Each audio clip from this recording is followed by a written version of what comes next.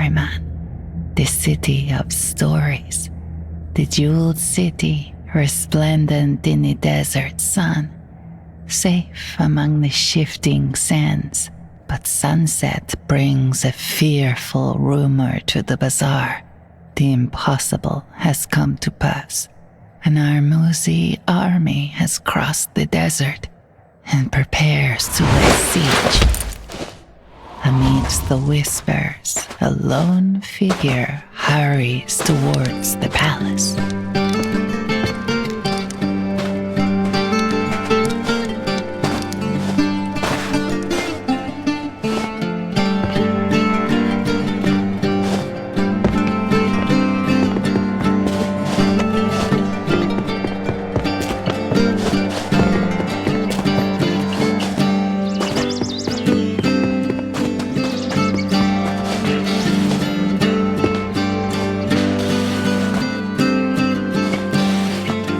Exhausted, the Sandfox called upon years of training.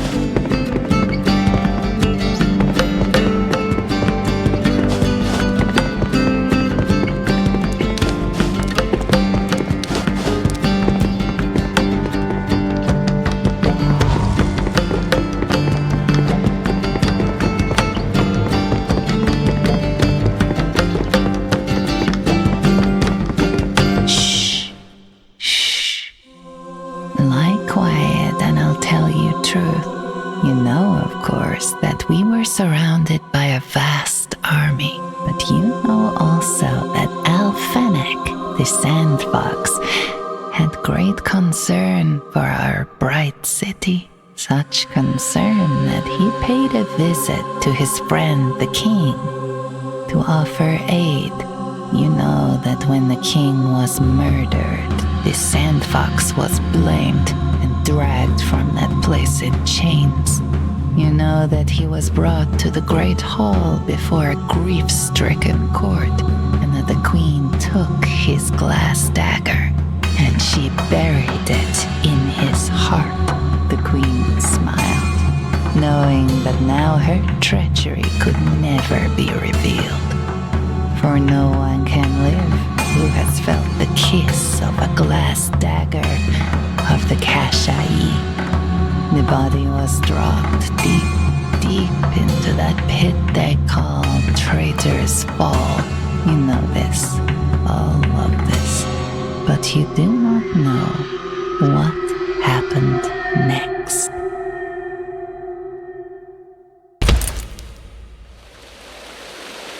The Sandfox was weary and in pain. No one is unchanged by the Traitor's Fall. But the Kashai had a duty. The queen had transgressed and was marked for death.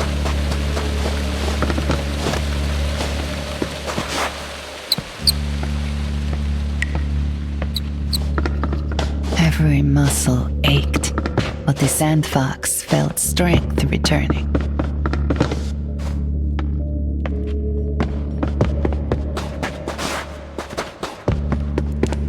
A guard, hide!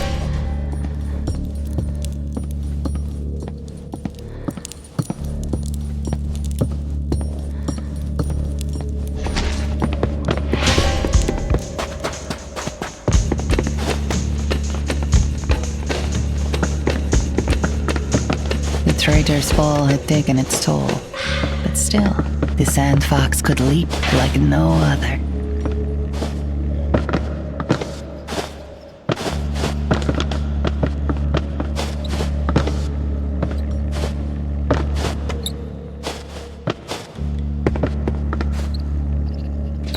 To hang by the fingertips, to climb to great heights. Such were the skills of the Kashai. The Sandfox could not run along the walls. Not yet, at least. Torchlight was risky if watchers were close. The Kashai were adepts of the shadows.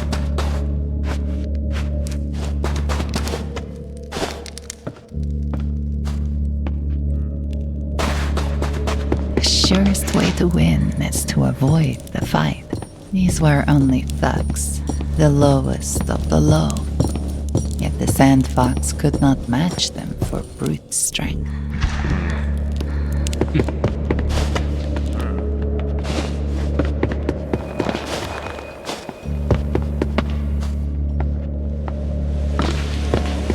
Ancient waterways, ruined from the time of Empress Sharzad, princes of Karaman had harnessed the water to their own devices.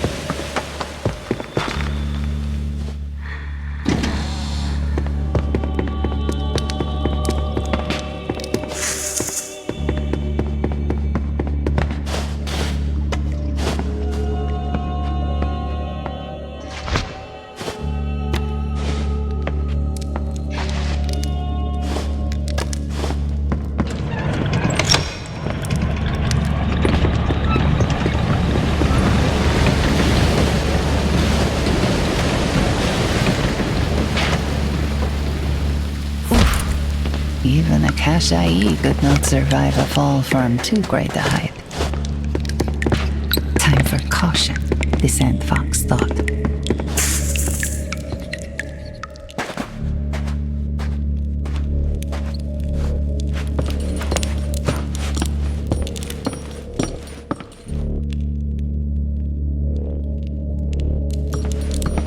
The well-trained Kashai could pinpoint unseen threats easily if they stood still and listened closely.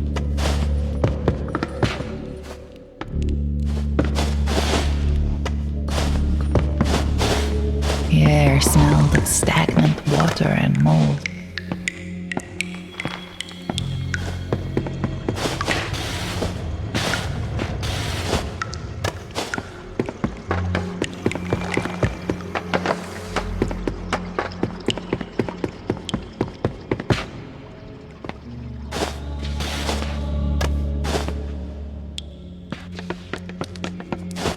The Sandfox enjoyed the chance to test skills that had grown rusty. Oh, thanks, Shamash.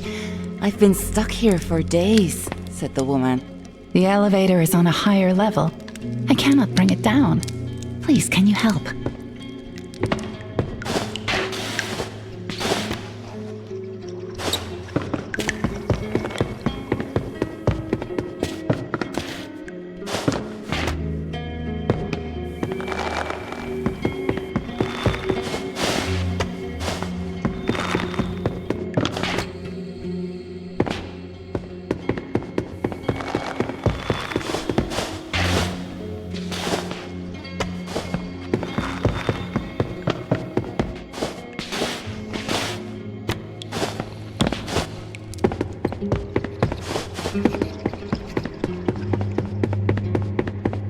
Sharzad's fortress had collapsed long ago and left routes impassable to all but the most skilled of climbers.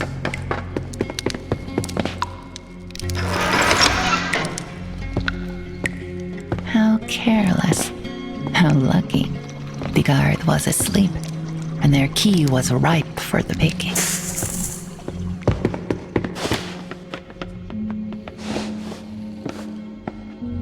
These guards, the Sandfox observed, had the good sense to wear a helmet. Knocking them out would be impossible.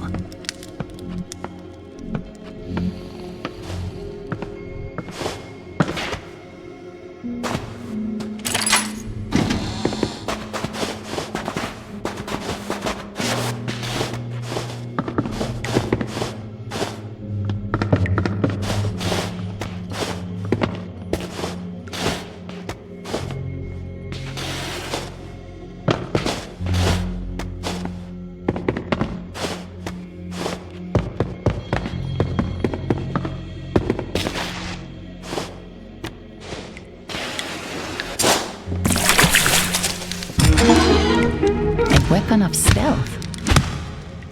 With this, the Sandfox could deal with the guards, so long as they were unaware.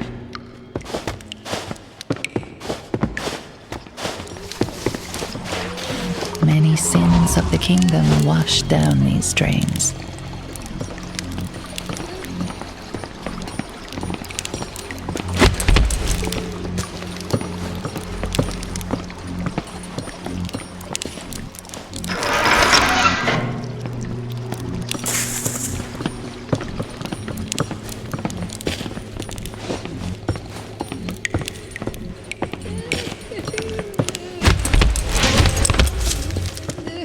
Strange cries echoed through the walls. The Sandfox had never heard a sound so lamentable yet preposterous.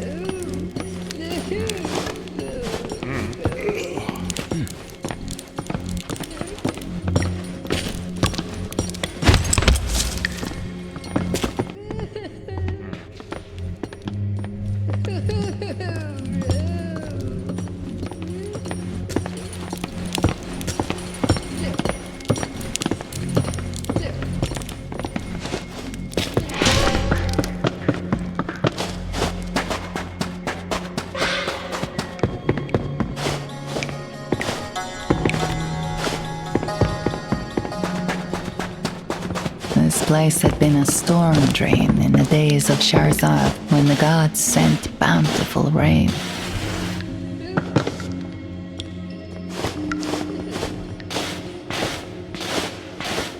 The Sandfox came to an encounter they would later... So it's true. The bandaged girl paused, eyes wide. The Sandfox. Well, if you'd told me, I wouldn't have believed it. But here you are. Welcome. You must have many stories. A grin crossed her face. I'd love to hear them, but first let me tell you about this place. It is not like others you have been to. No one has it good down here, do they? Not the prisoners, not the rats, not even the underkings, really. Still, it beats a stint in the iron hold. Anyway, that's enough about this place. Tell me what you've been up to. Fox friend, what have you been up to?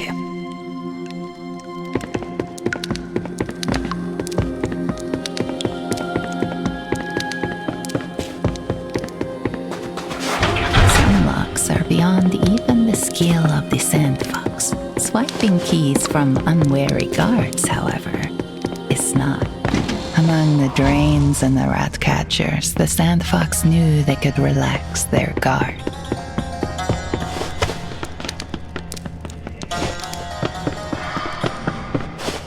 There can't be anywhere worse than here, the unhappy man said. The ugly man must be one of the underkings. They had been a vow. No chance, said the ugly man. You're one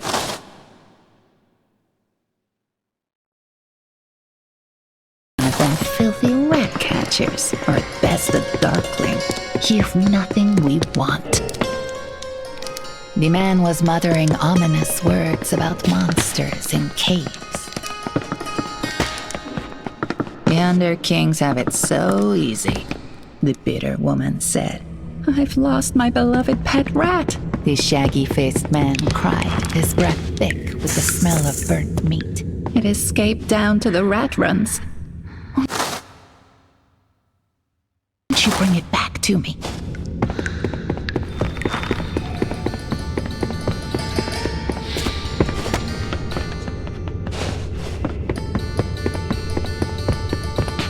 Since being thrown in here, I can only play in minor keys, said the player. Ah, that smell. Rust and crumbling stone.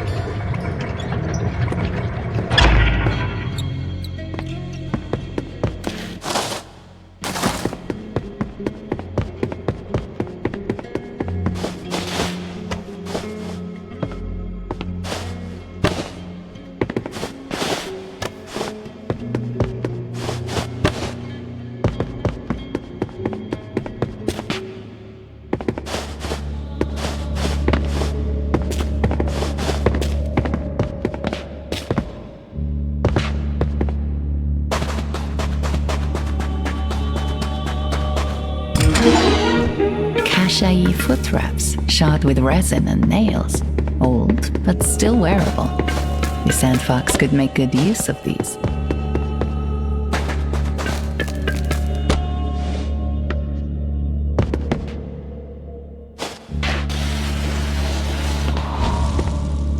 The Sandfox knew that now the wall here would be no obstacle.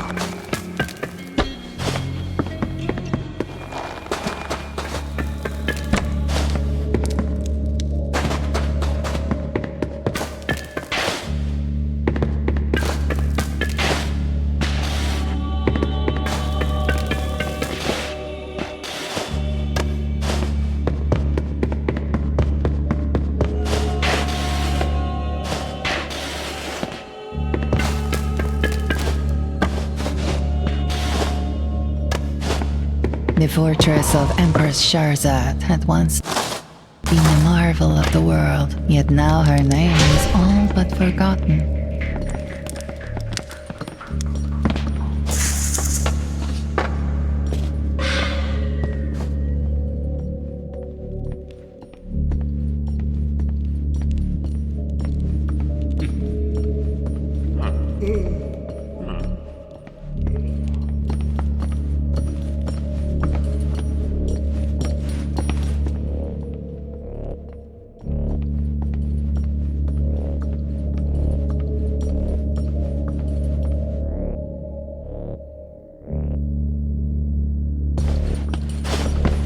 The Sandfox had heard rumors of the dangerous cult, dressed in yellow robes. Some said it was a new religion, but none knew anything of their purpose or who they served.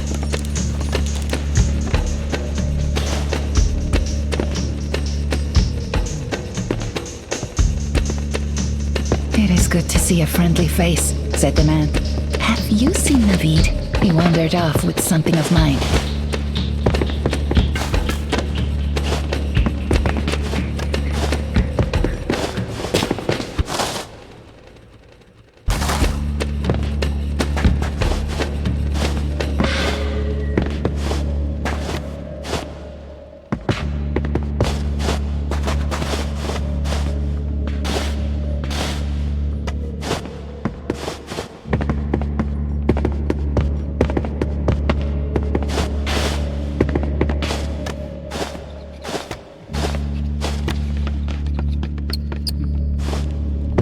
These ramshackle structures were all that was left of the Bridge of Knives. Somewhere beyond lay the mausoleum, all dust, bones, and unquiet spirits.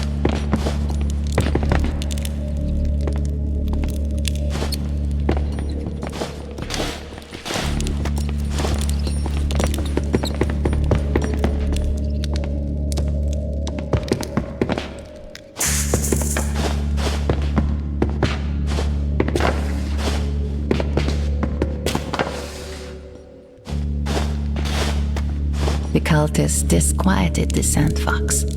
More than ever, the shadows were the Sandfox's friend.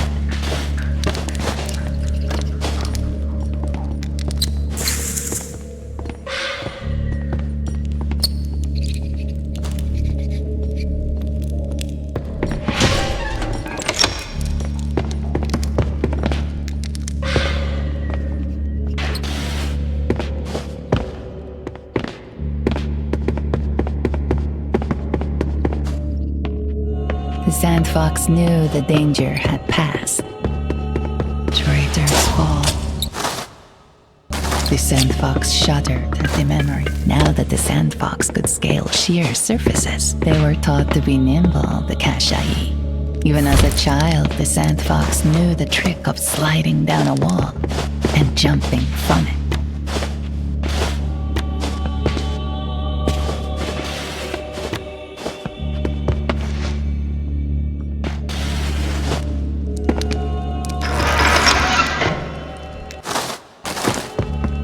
This had the stillness of a place of worship.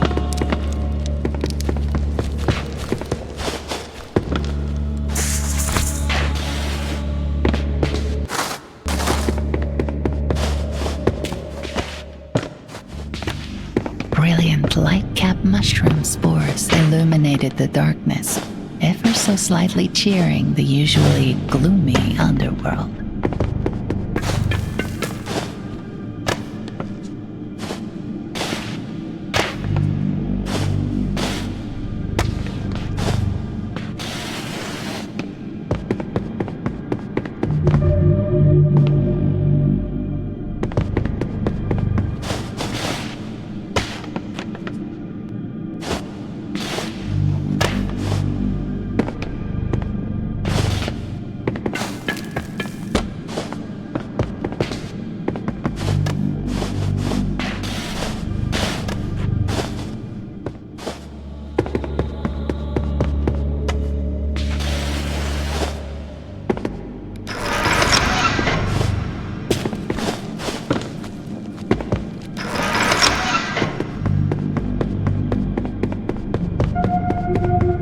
The Sandfox knew there was nothing to fear from the simple mushroom pickers.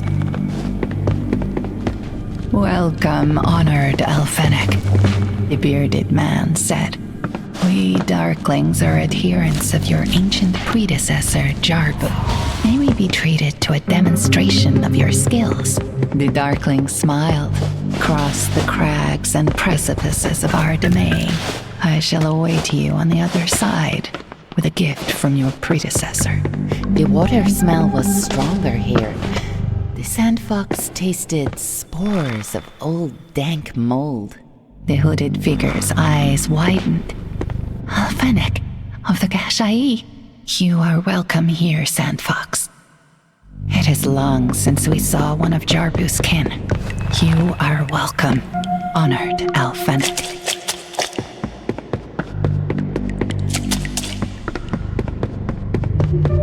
The Sandfox had never seen such darkness, and never would.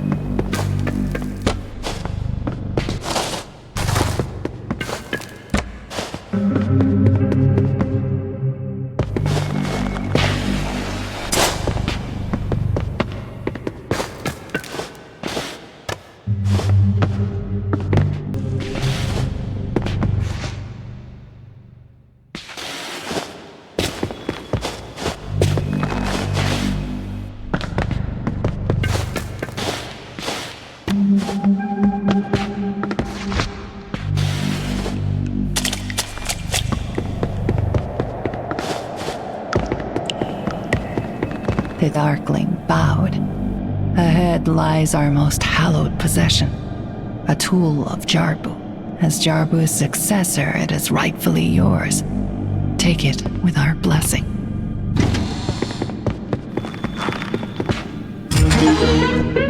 Fine set of tools crafted by a Kashai artisan. With these, no common door could bar this entrance.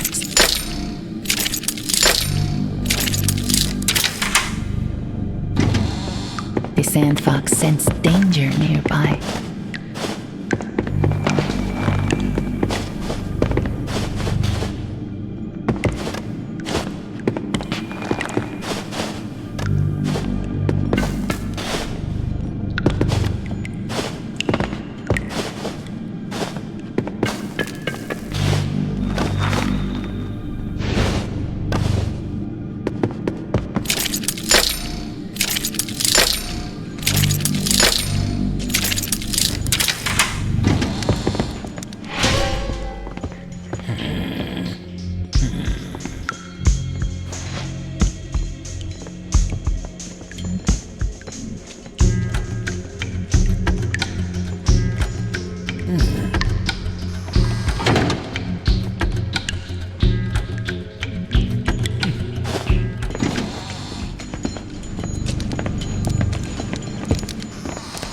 Sandfox knew better than to try a knockout on a helmeted guard. But did that stop them? No, the Underking's guards were not the brightest. But even so, the Sandfox had to be careful.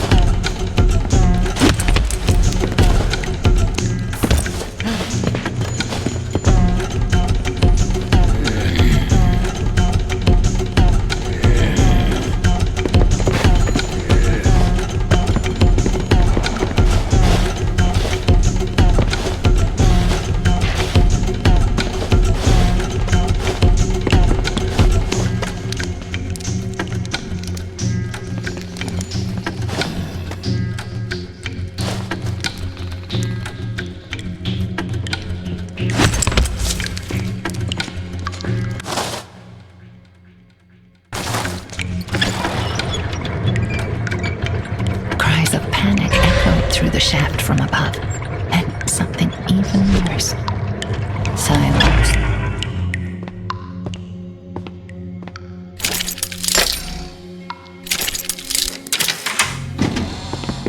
Once more, the Sandfox could relax.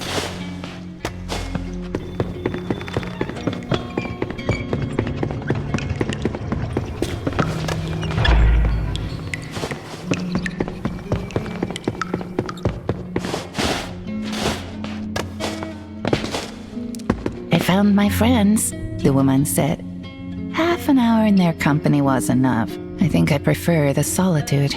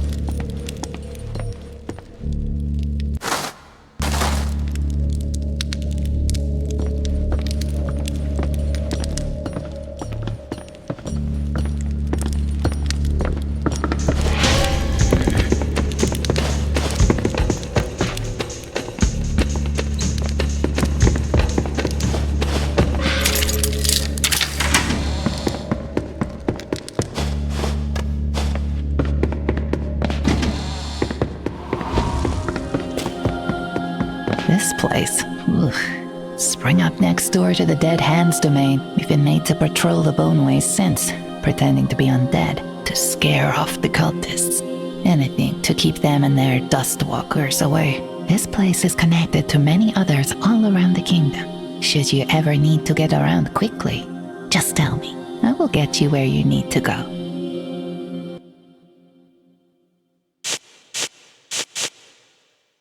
Suit yourself.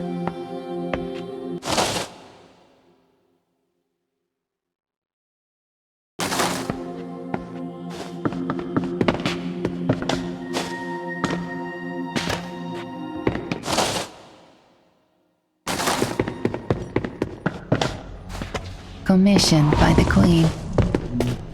A place only spoken of in hushed tones, either reverent or frightened dustwalkers. They engaged peacefully with the cultists. It was then the Sandfox knew for certain. This cult and the vile sorcerers of the Blackened Sands were in league with each other.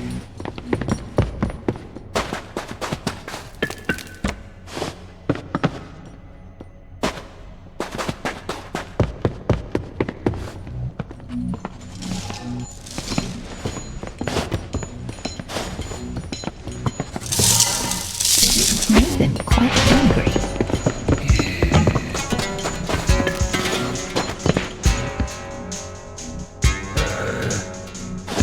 Here one moment, there the next. The Sandfox watched in amazement as the Dustwalker vanished and reappeared.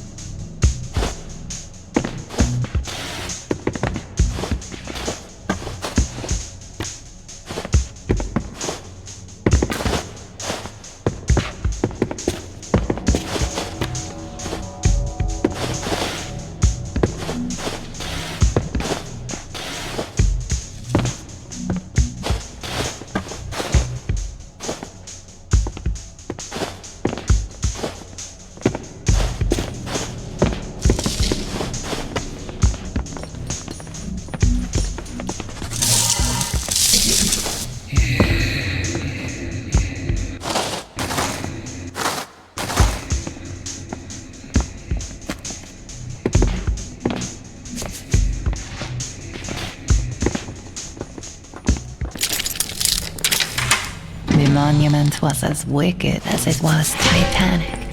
Despite themselves, the Sandfox could not help to be impressed by how quick the construction was, and all without the surface dwellers noticing. Day and night it must have been that the cultists toiled with their hammers. The guard carried a key. Just this sort of thing the Sandfox was trained to take.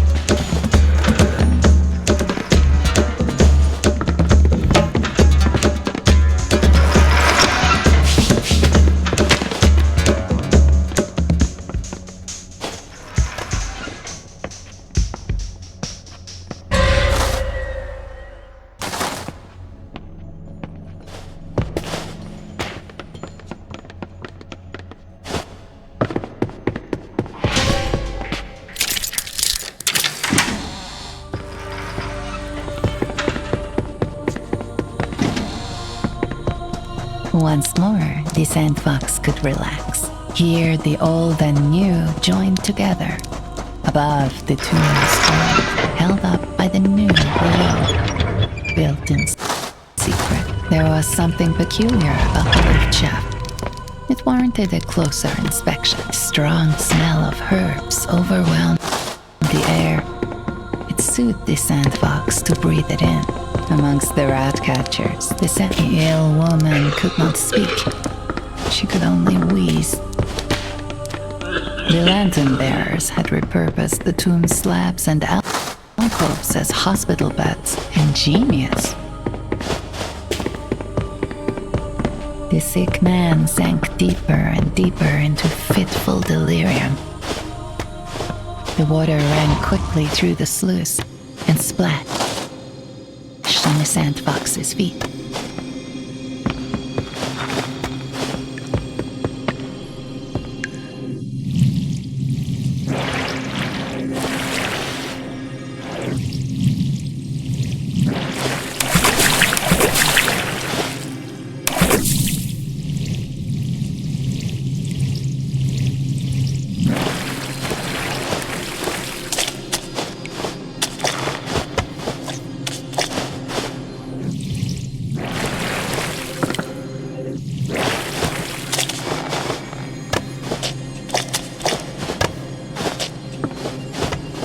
The waters from the gardens above had seeped down below, creating strange, slippery growth.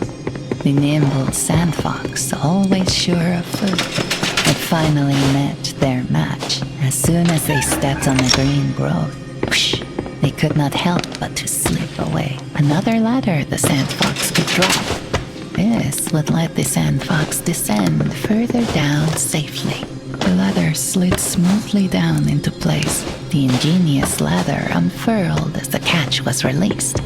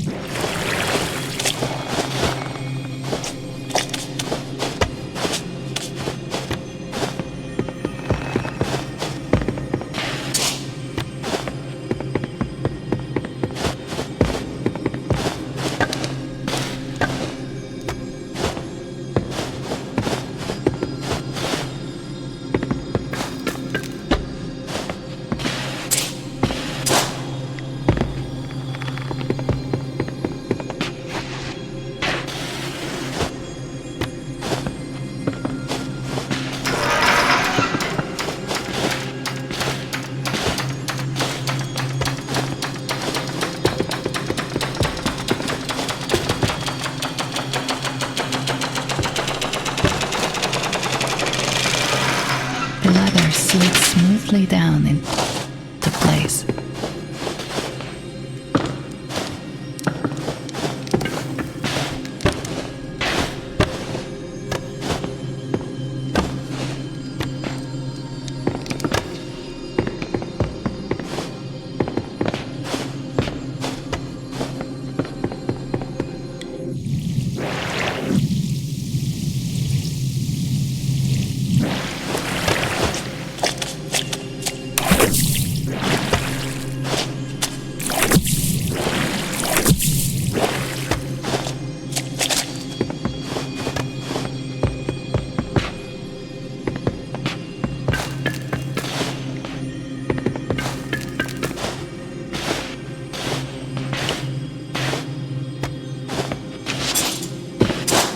This place was a prison.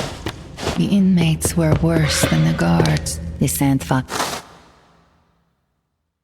Knew it was time to be careful.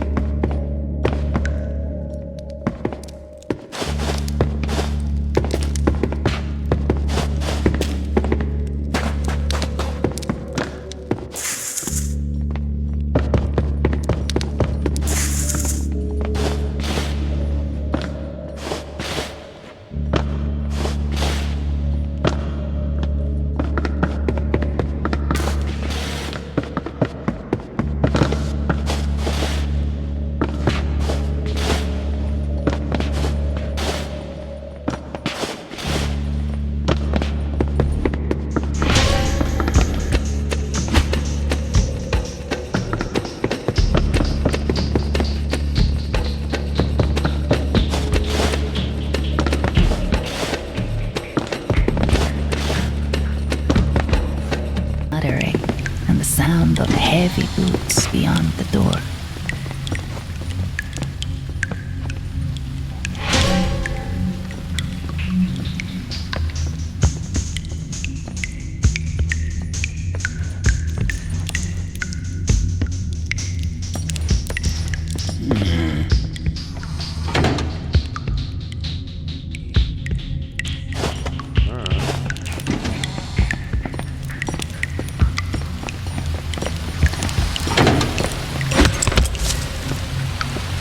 No one would find the Sandfox inside the box.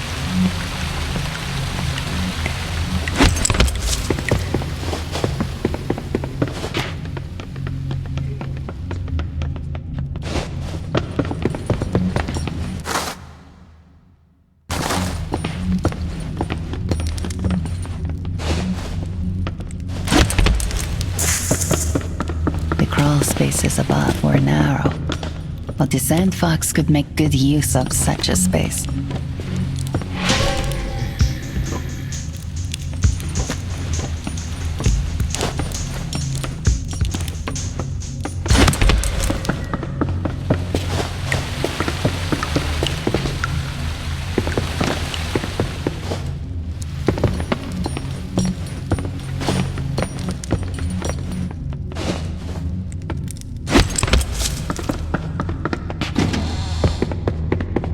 The Sandfox knew this grate couldn't be passed right now. It would have to be remembered for later.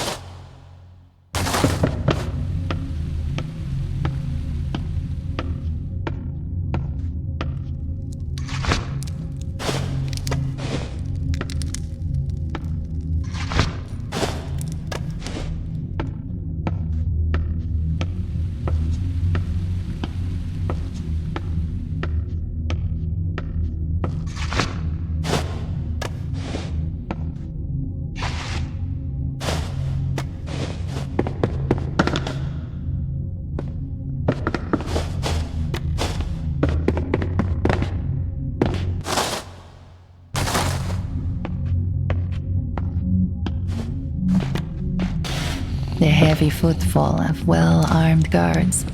The Sandfox knew to be watchful here.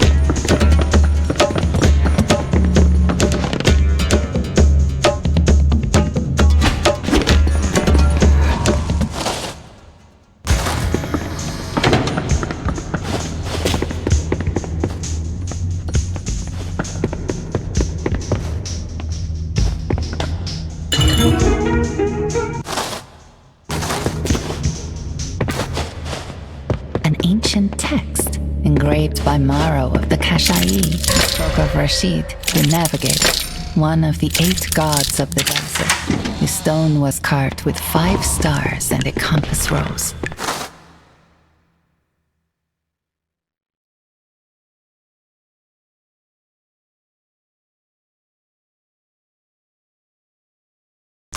The symbols of Rashid.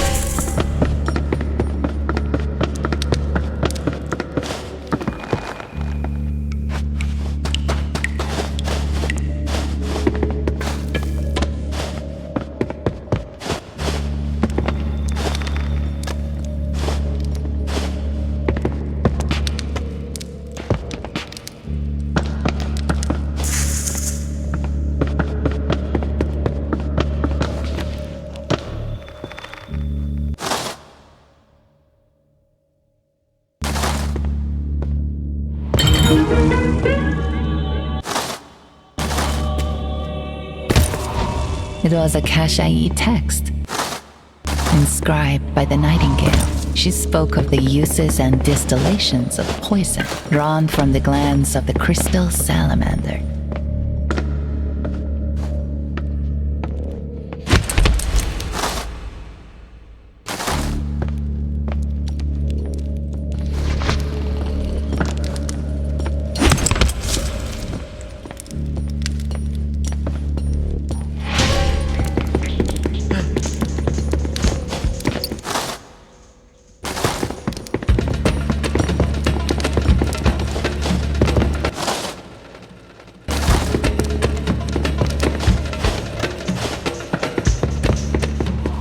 The Sandfox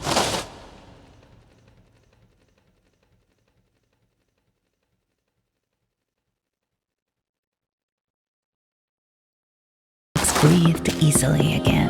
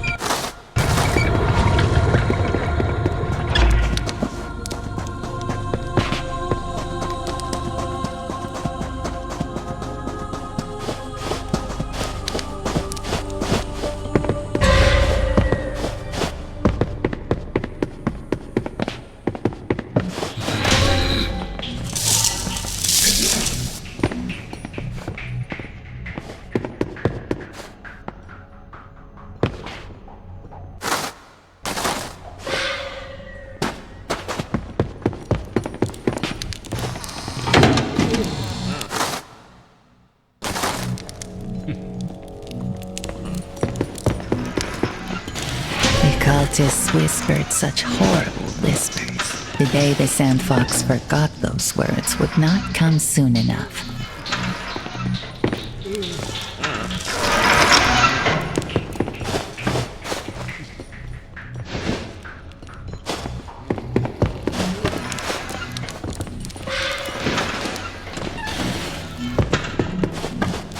Blood.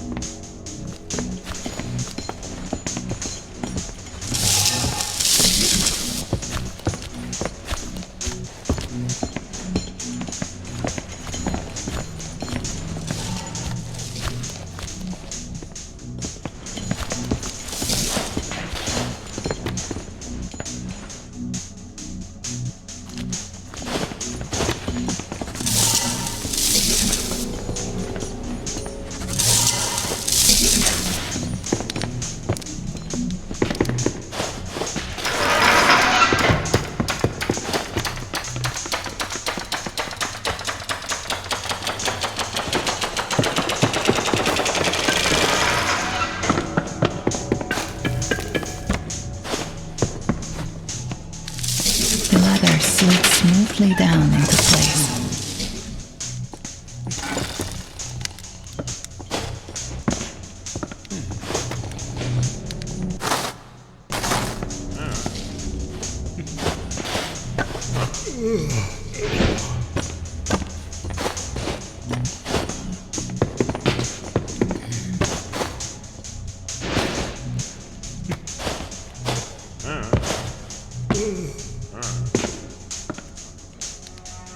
At the heart of the sanctum was the Dustwalker priest. When he died, both his phantom shades and the sand glass cult would fade away. The former immediately, and the latter in time. The Sandfox would be glad to send him to the true underworld.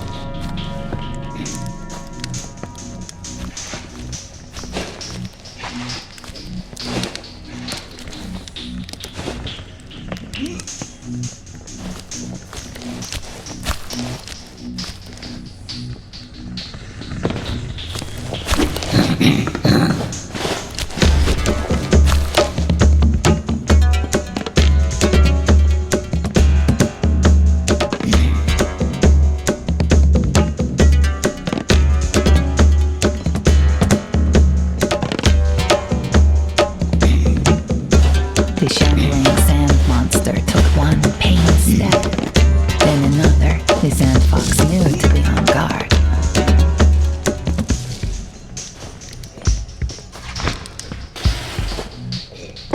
Dust filled the air, raised by the uneasy shamble of the monsters who roamed the cursed sanctum.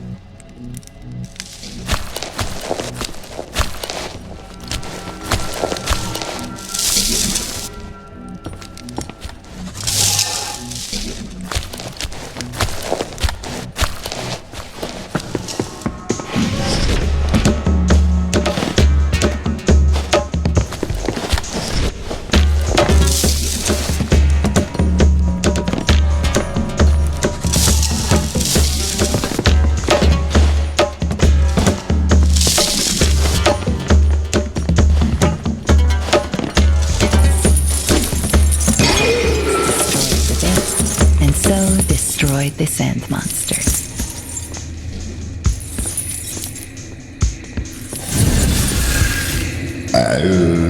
Evil. That was the only word for the dust walkers. The Sandfox thought. Evil, frightful though it was, unexpected, a pair of Kashai greaves made of a light, durable leather. With these, the Sandfox could slide along the earth with ease.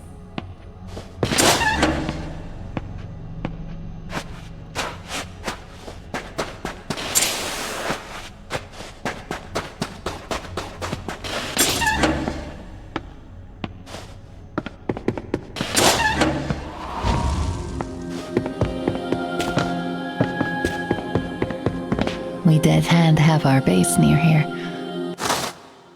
Can't get in without the password, though. I used to know it, but they changed it. They won't tell me the new one until I paint the kingdom with our message. The bandaged girl shrugged. I'll get it done soon enough. Maybe after you've done your duty. Anyway, that's enough about this place. Tell me what you've been up to.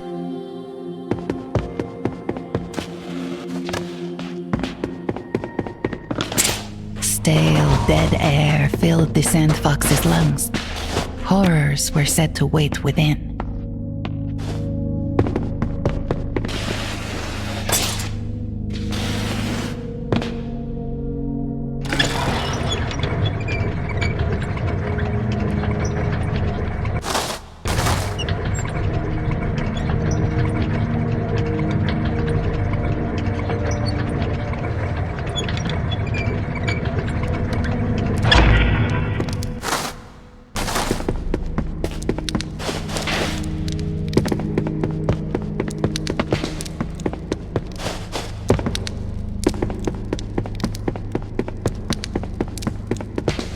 Password? Asked the voice from behind the great heavy door. The Sandfox did not know what to say, however. The door guard grunted. No password, they said. No entry.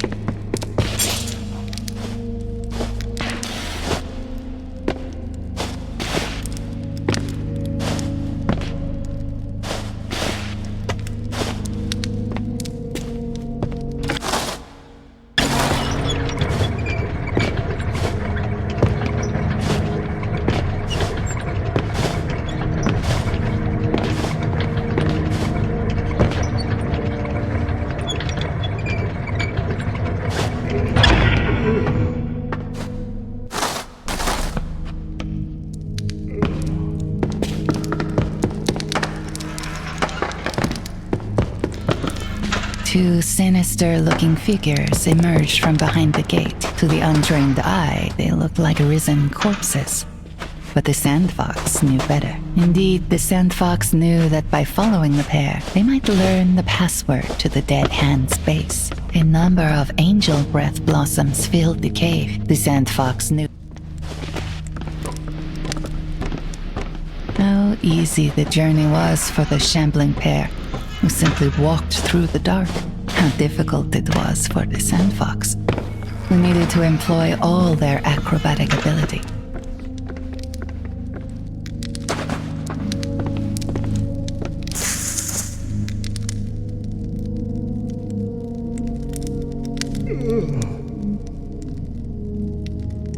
The pair traveled deeper into the dark domains of the dead. The Sandfox remained out of sight.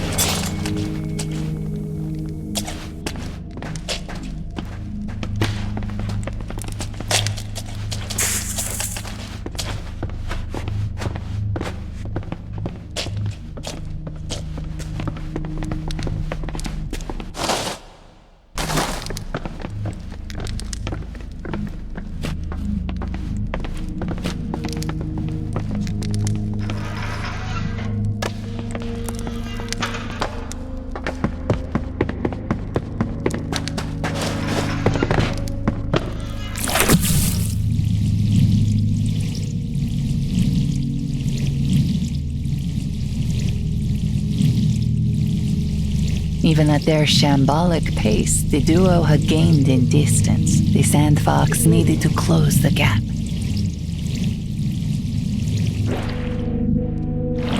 The sinister-looking pair were nearly at the end of their route.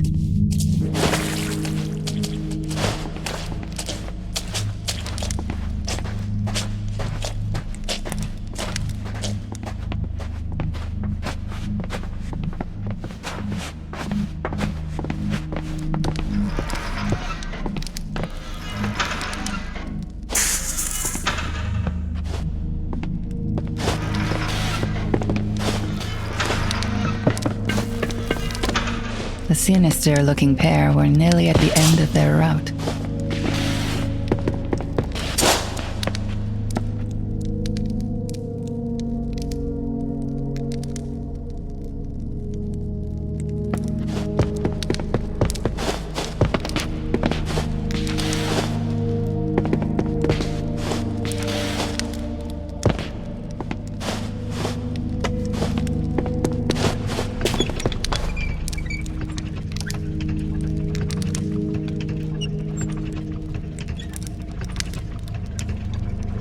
The duo traipsed back into their secret base, and though the gate slammed shut behind them, the Sandfox knew that it was no longer shut for good. For now, they had the password and could enter as they pleased. Said the Sandfox to the door guard.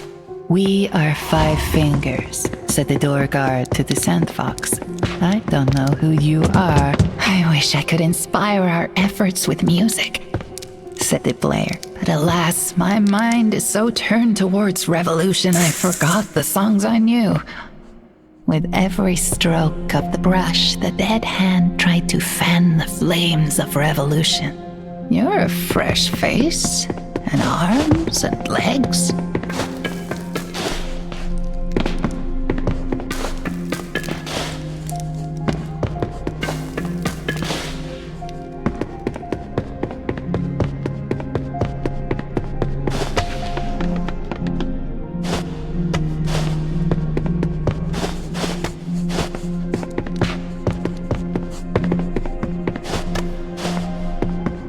Talk to the committee upstairs if you want to help. We could do with a hand and feet, and by painting this banner, I'm literally spreading the message.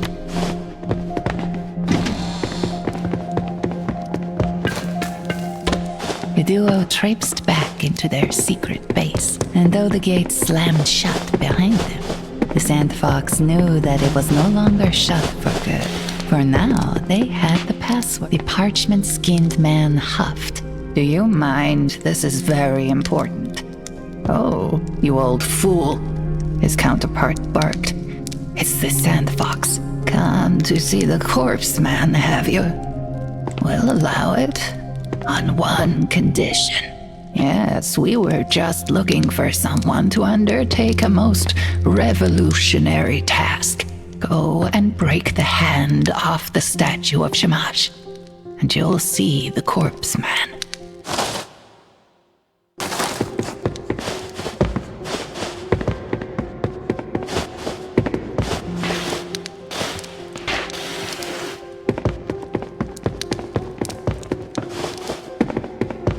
The duo traipsed back into their secret base, and though the gate slammed shut behind them, the Sandfox knew that it was no longer shut for good. For now, they had the password and could enter as they pleased. The inscriptions had been blasted with black sand. The symbol of the dove looked as if it had been carved out of the night. There was a prayer to the nameless god of the desert for mercy and aid against a foe. Like the desert god, the foe's name is erased.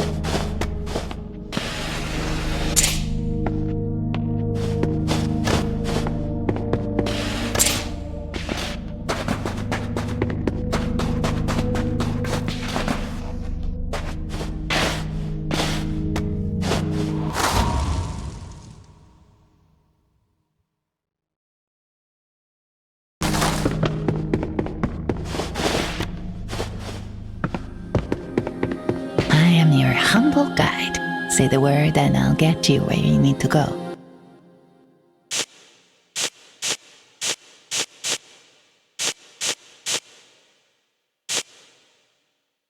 Suit yourself.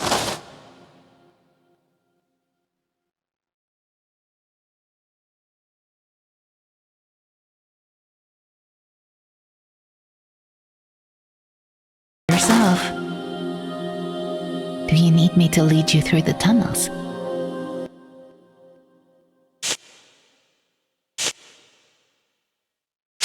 Understood. Let's go.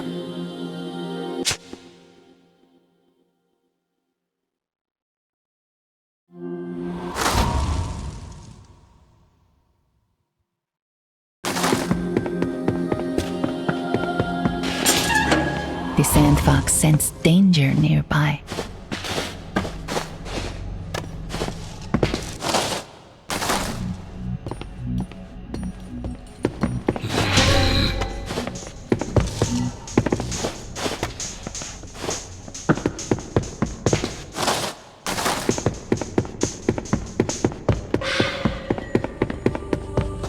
The Sandfox knew the danger had passed.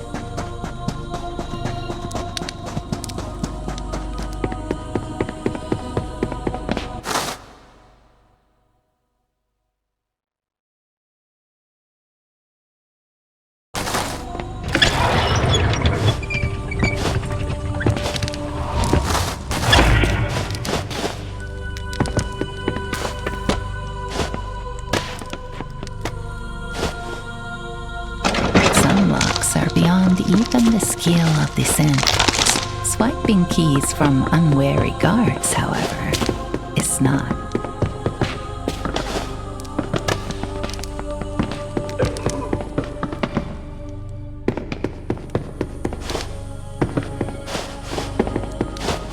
The Sandfox found another sheet of music.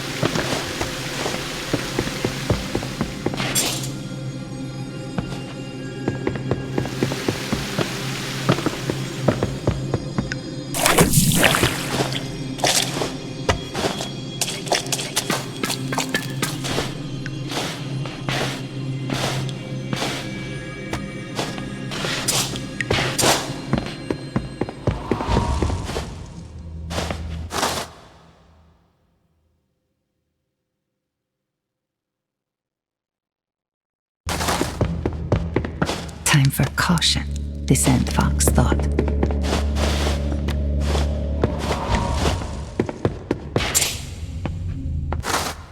Once more, the Sandfox could relax.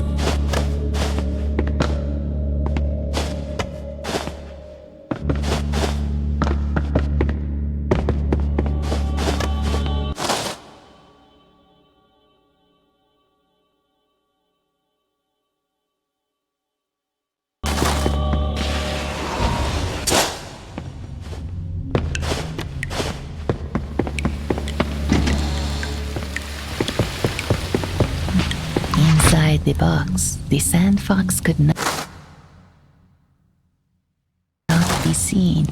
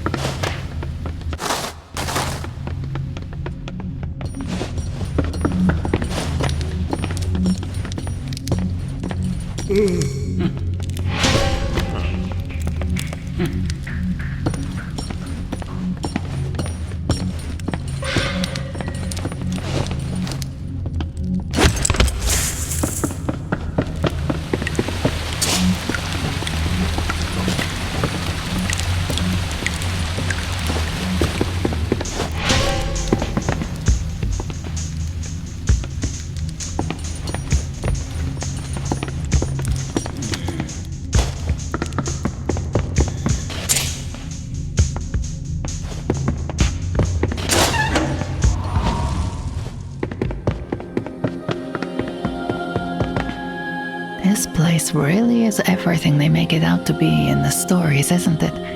All the flowers, all the colors. A gigantic statue of Shamash.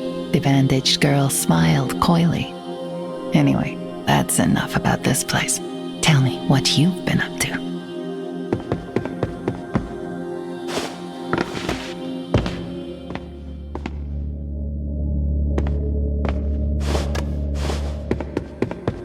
I am your humble guide. Say the word and I'll get you where you need to go. Suit yourself.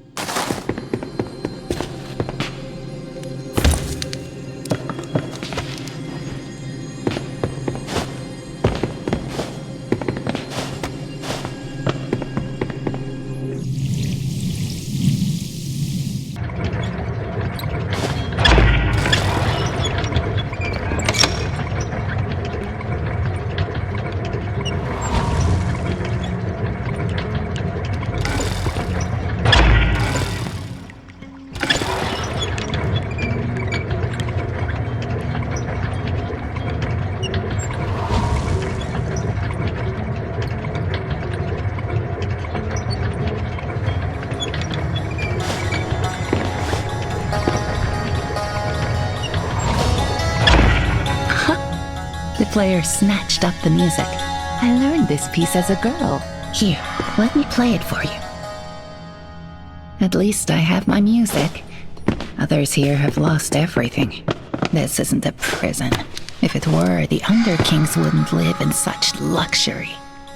The shaggy-faced man smiled hungrily at the rat. There you are, my delicious friend. My thanks to you, Sandfox.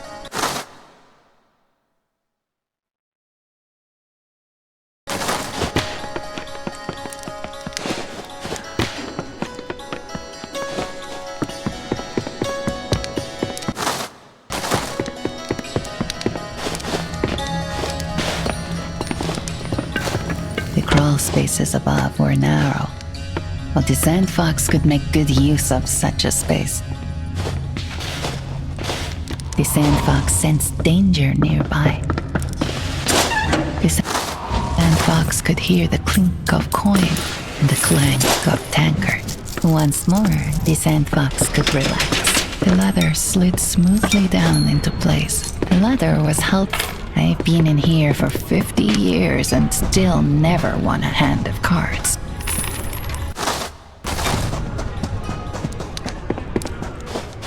The guard looked up at the Sandfox, eyes bloodshot. They say you've got a knack for getting into places. Perhaps we can make a deal. I've lost a lot of money on their stupid game. If you can sneak up there with this mirror, I'll be in your debt.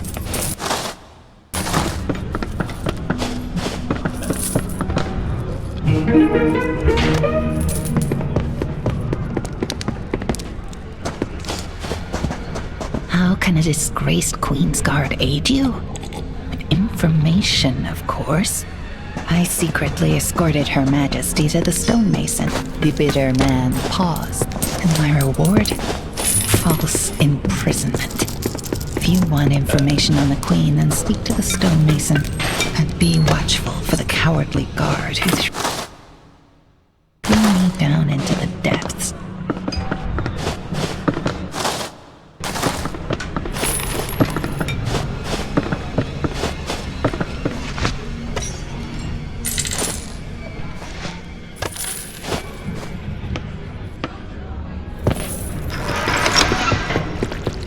The arena sands left no trace of blood behind. The Sandfox stood on the earth where many champions and more failures had stood before. Even with the fighters away to the pits, the smell of musk and sweat cloyed the air.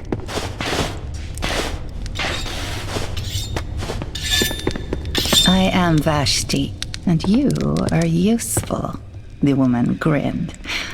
I know a way above ground, and I'll share it with whomever defaces Roshan's portrait.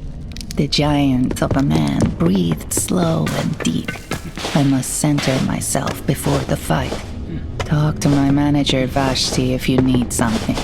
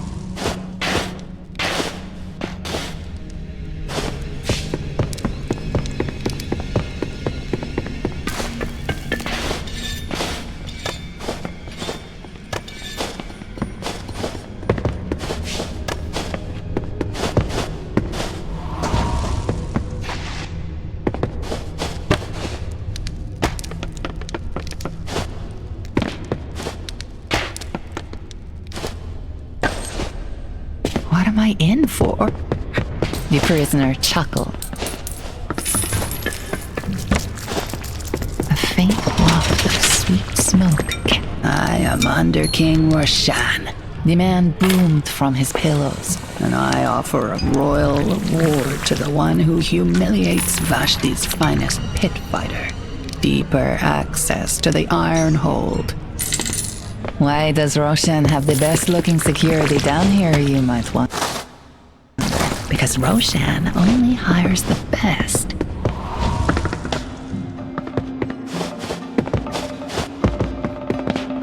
The chandelier fell and fell straight onto the early pit fighter's head, knocking him out cold.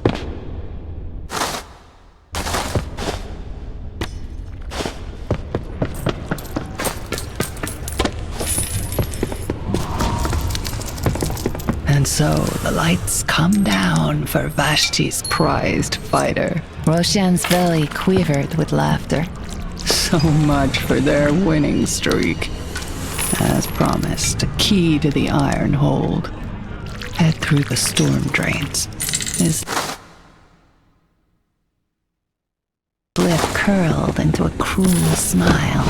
Of course, our association must remain a strict secret. Not even my guards will know, so be watchful.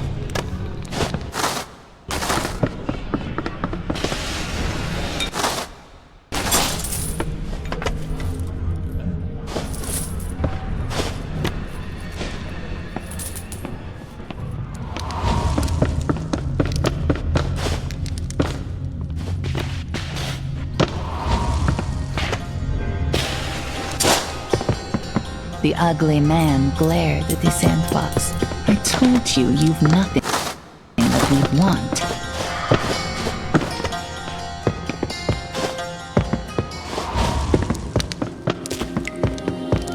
Is there elsewhere in the kingdom you need to be?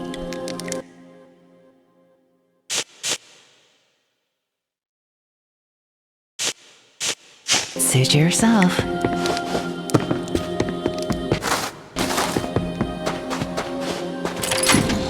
Prison, managed by those banished underground. The din of tin cups clinking against endless bars filled the Sandfox's head.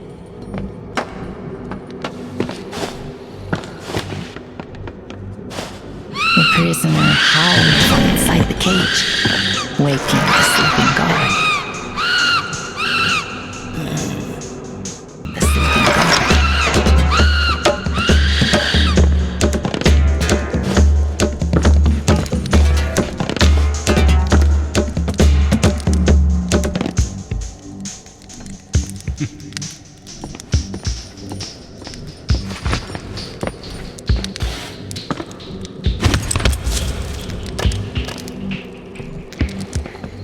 Another guard with a key. The Sandfox knew what to do.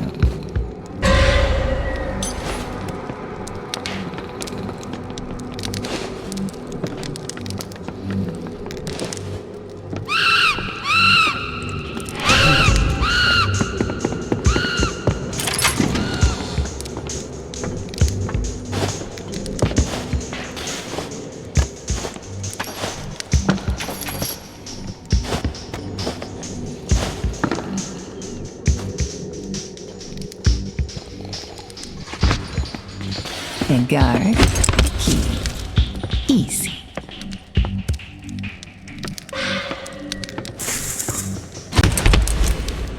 A lock of the highest quality kept the door shut tight. The key couldn't be too far away.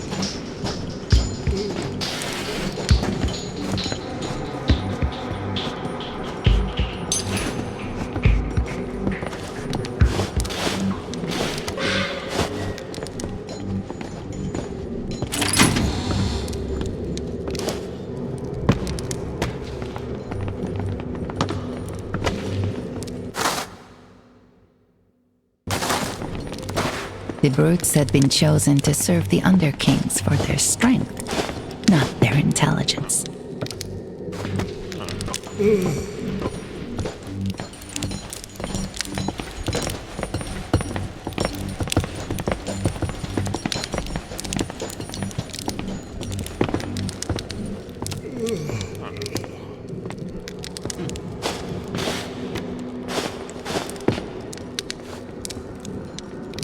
At the sight of the Sandfox, the prisoner screamed and screamed and screamed.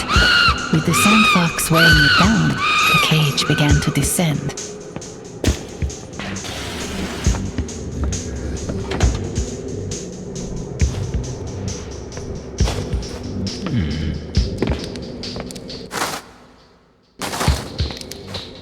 A terrible shriek echoed against the stone. The Sandfox knew to expect the guards.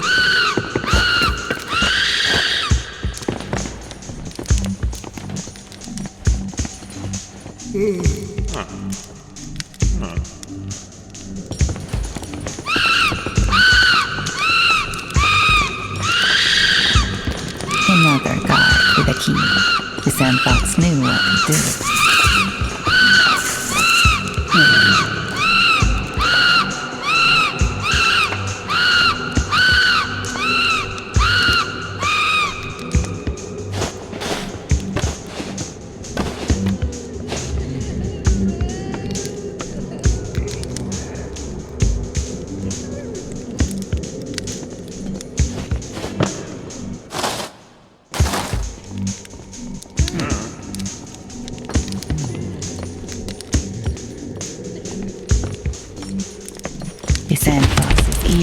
perked.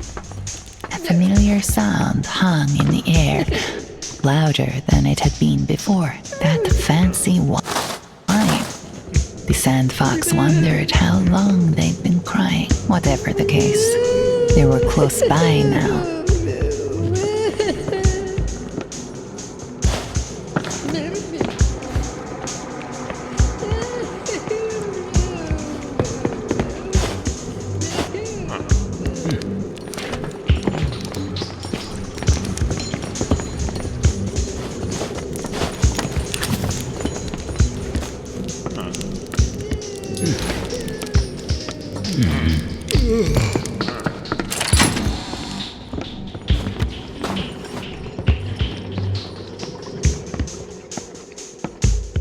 The ladder slid smoothly down into place.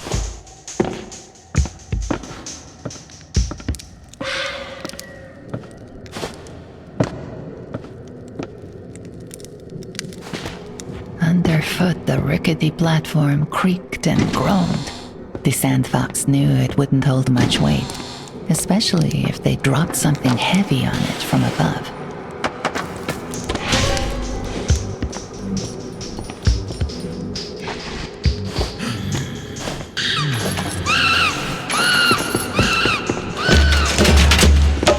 Another helmeted guard. The Sandfox knew they couldn't be knocked out.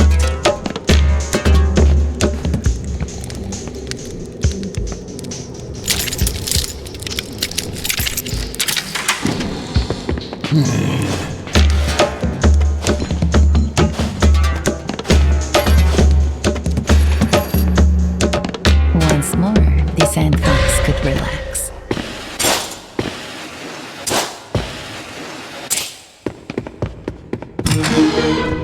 A Kashai chest plate. They offered no defense, except offense. For with this, the Sandfox could drop from up high. The Sandfox would be fine. The target would not.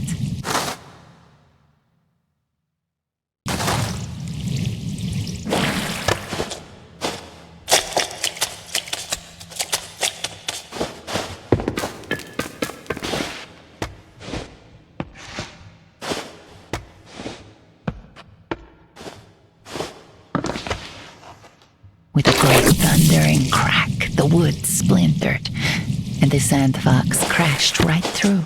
Underfoot, the rickety platform creaked and groaned.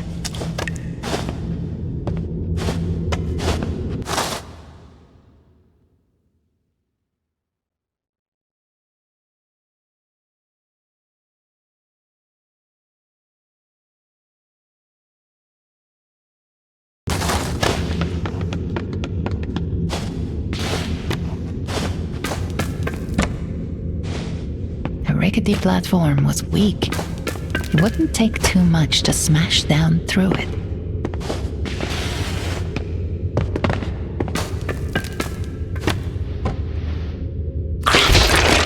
The Sandfox dove straight through the weak wood.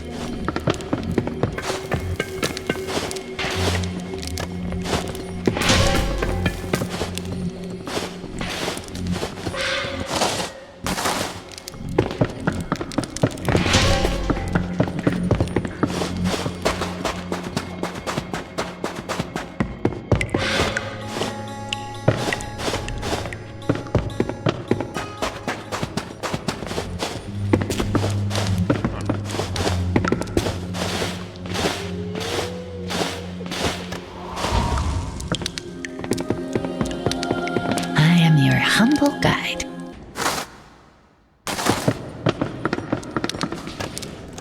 With a great thundering crack, the wood splintered, and the Sandfox crashed right through.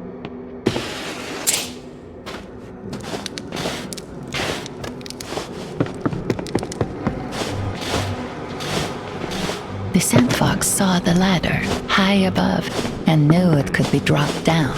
Reaching it was another matter, though.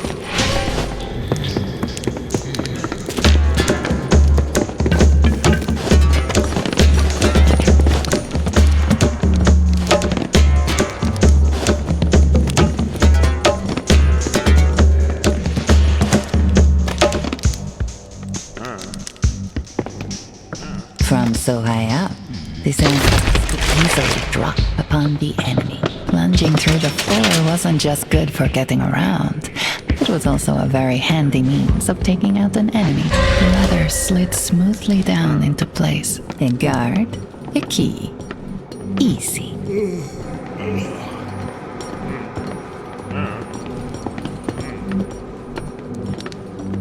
The Sandfox could strike from above.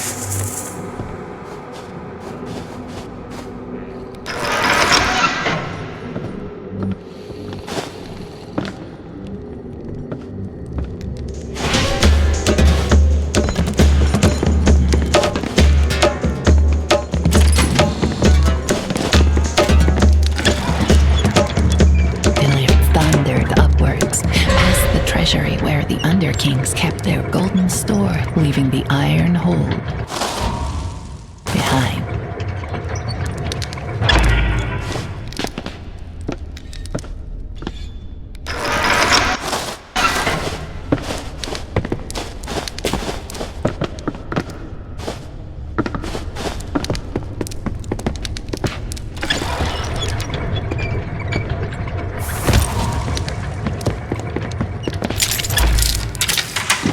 Forgotten, unpolished treasures from kingdoms past filled the room. Anything remotely valuable was brought here to Roshan's hoard.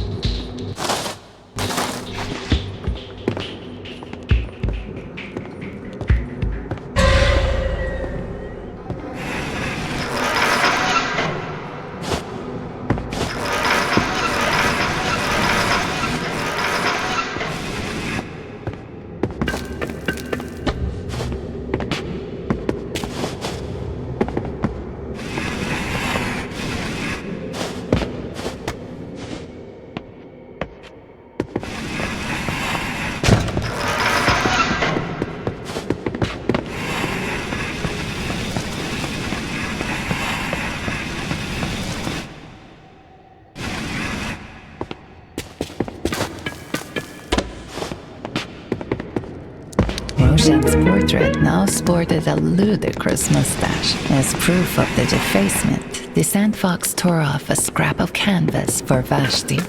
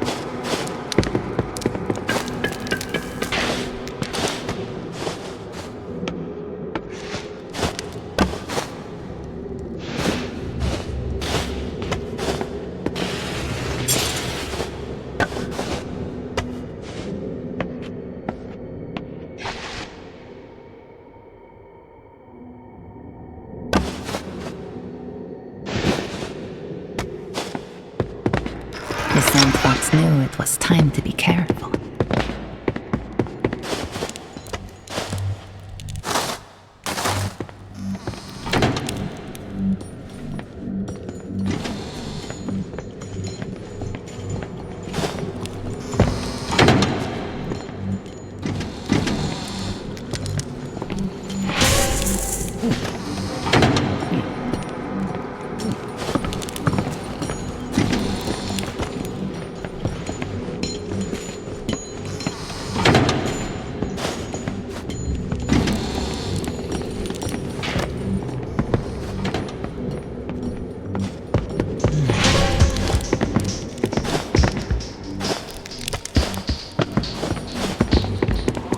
Once more, the Sandfox could relax.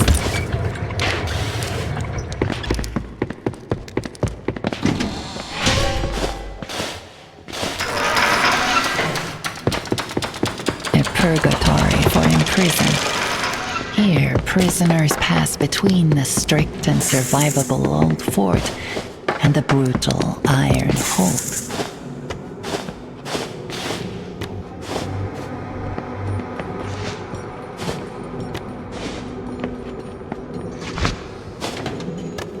When the switch was thrown, the Sandfox heard a mechanism clanking through the walls.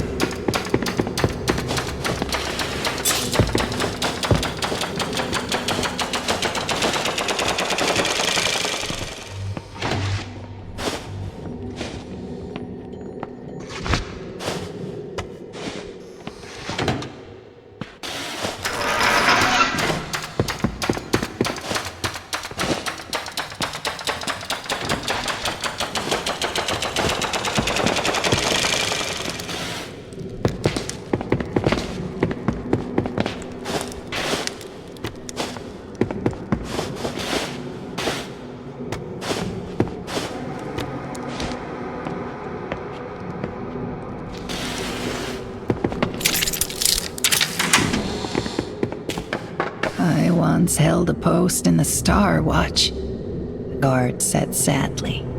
I watched over the palace's tallest towers. And who took my place in the heavens? Kareem, of course, my very own brother. This truly is the underworld, minding.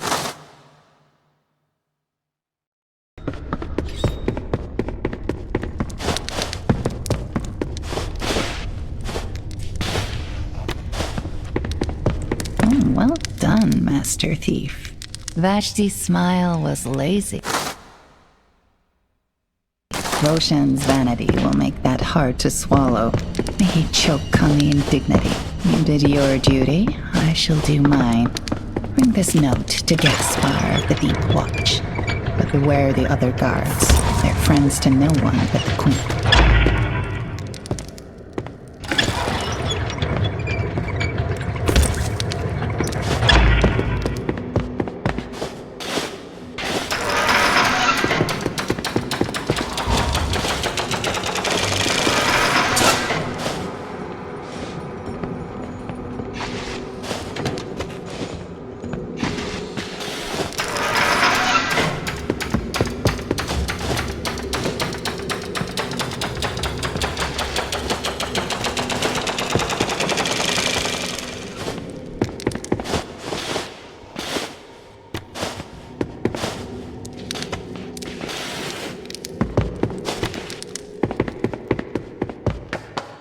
The guard eyed the note from Vashti.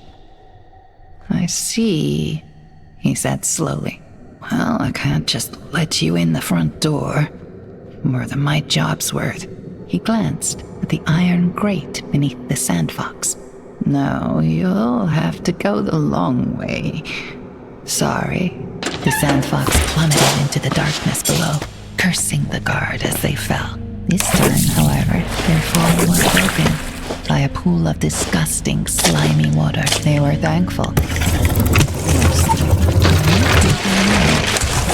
Broken, perhaps, with enough force, the Sandfox hopped in and raced through the rotten wall and into another pool of stinky, grimy water. Rasping cries echoed through the mines. Gently, the Sandfox stepped, fearful of drawing attention. The poor brute never stood a chance against the devilish dervish. The Sandfox was even more resolved to avoid such a fate. This sturdy box could be moved aside with a little effort from the Sandfox.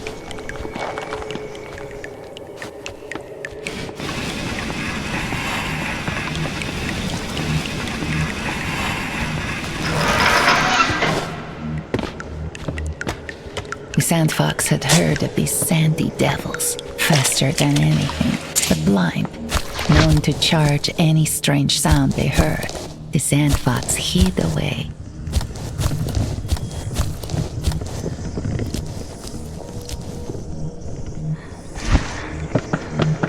A rickety platform. The Sandfox knew it could be broken with enough force. The Sandfox marked the wall into memory. If only they could climb.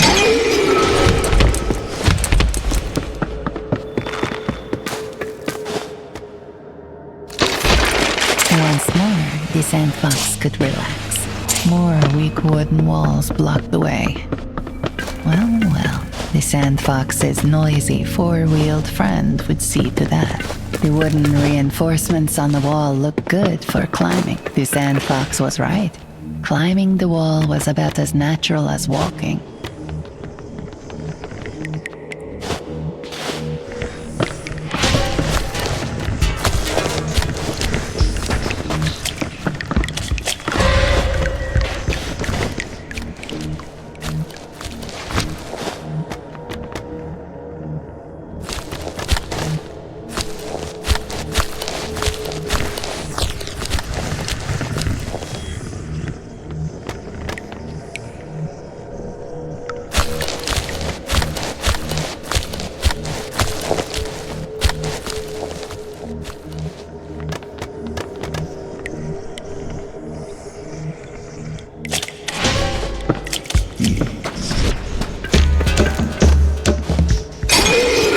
Another vase broken.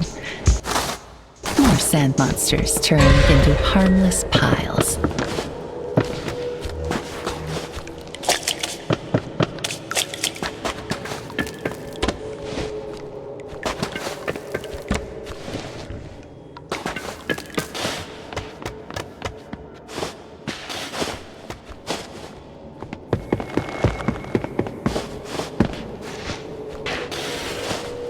The ingenious leather unfurled as the catch was released.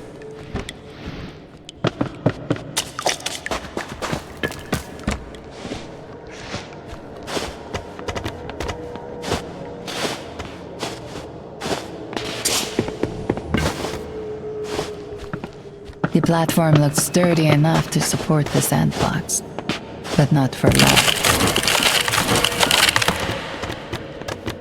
As the gloomy pit opened up, the Sandfox realized they had reached the mouth of the mine.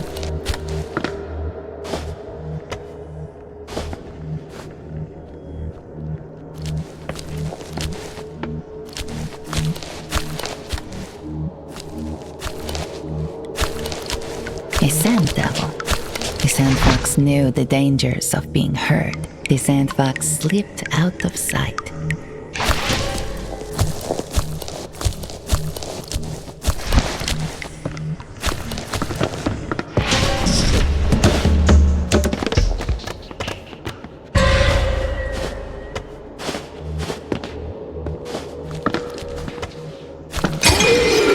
Another vase broken. More sand monsters turned into harmless piles.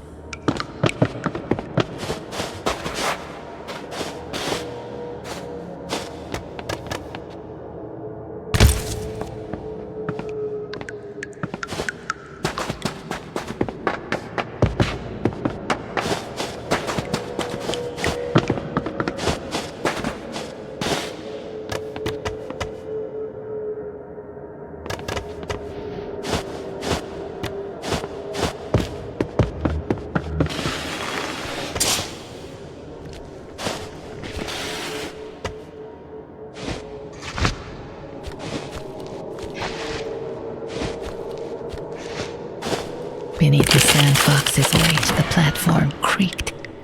They needed to be fleet-footed.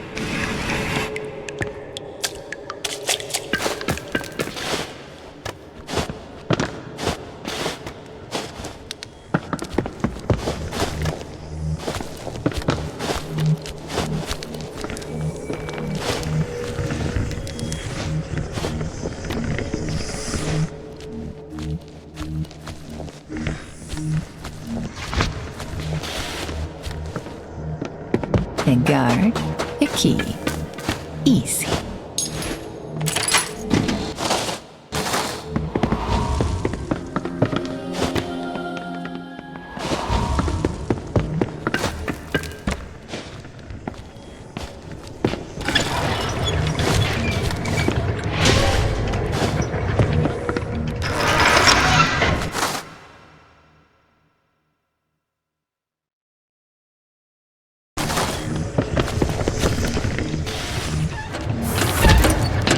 Another weak wooden wall was just about ready to fall down.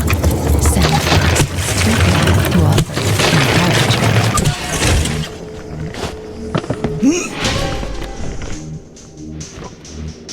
The Sandfox slipped out of sight.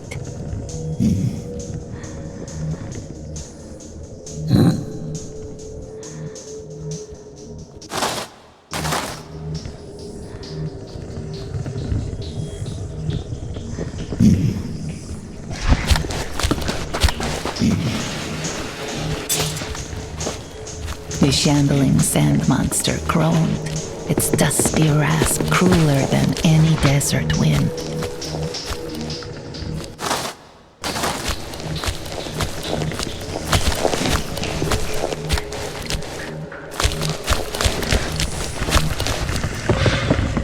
The rickety platform was weak. It wouldn't take too much to smash down through it.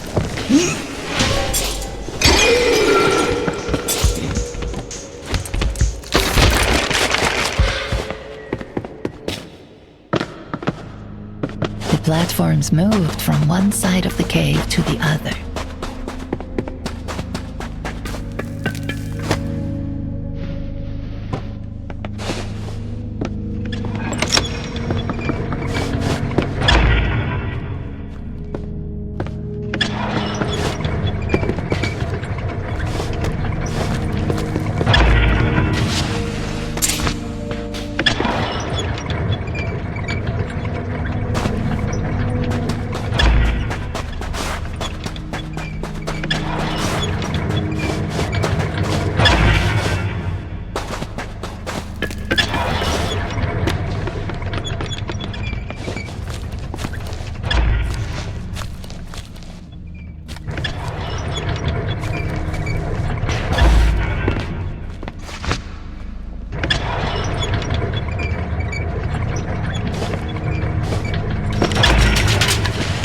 Further in, the platforms moved with greater speed. Sandfox ready for a challenge.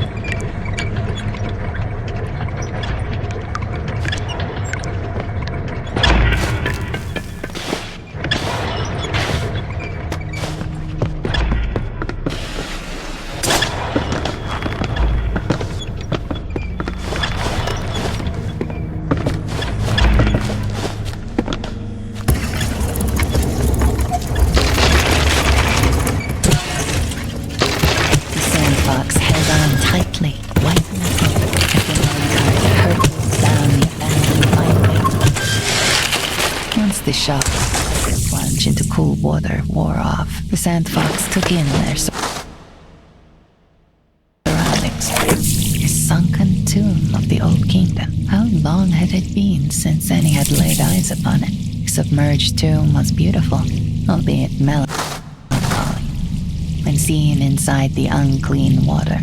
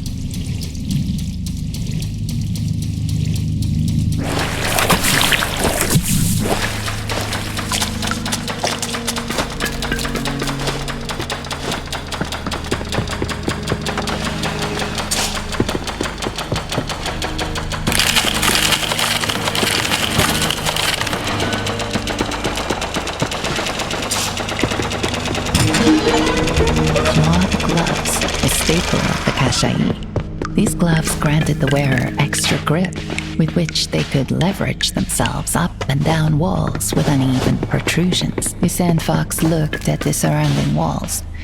It was time to begin climbing. It was here the Sandfox scaled the first of many walls.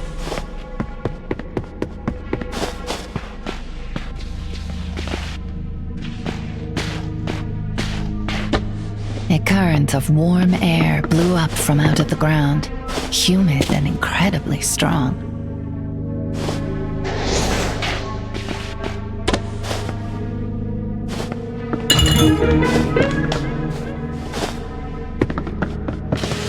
At first, the Sandfox could not make it out. It turned just so in the light it was plain to see the mark of the Castro. The assassin lives a lonely life, but here was a word of hope. That hearts far apart would remain connected by the golden thread.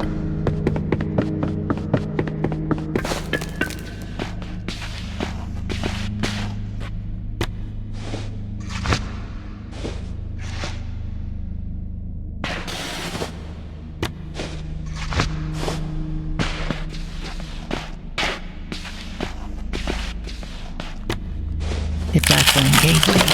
It fell to the floor below.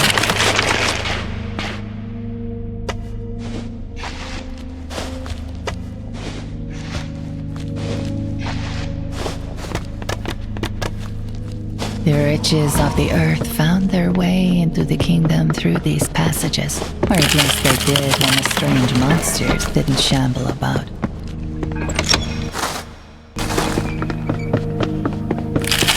The platform gave way.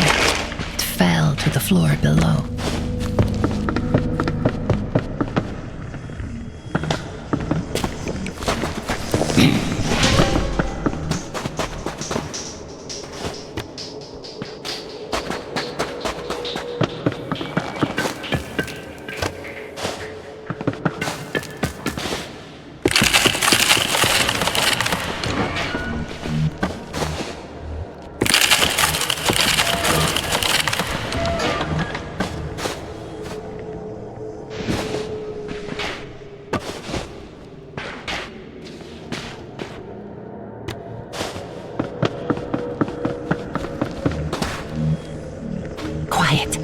The Sandfox knew they mustn't be hurt by the sand devil. The door was protected by a keyway too thin for the Sandfox to pick. They knew a key must be nearby.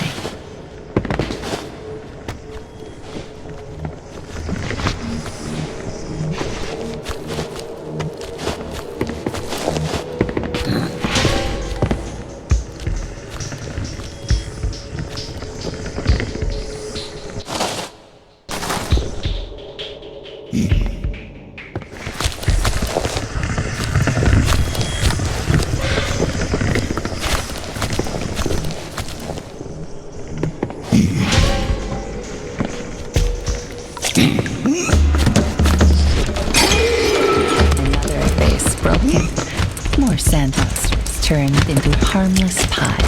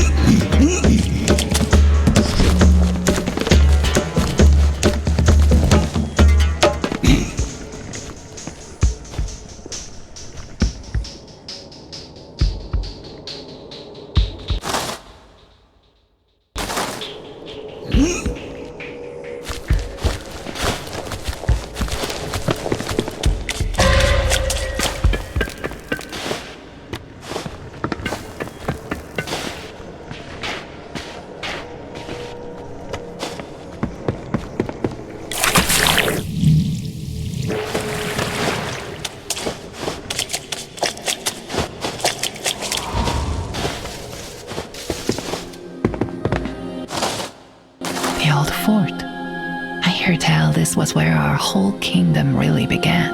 It's all the guards who live here now. I think they have luxury, but it's nothing compared to the palace itself. Anyway, that's enough about this place. Tell me what you've been up to.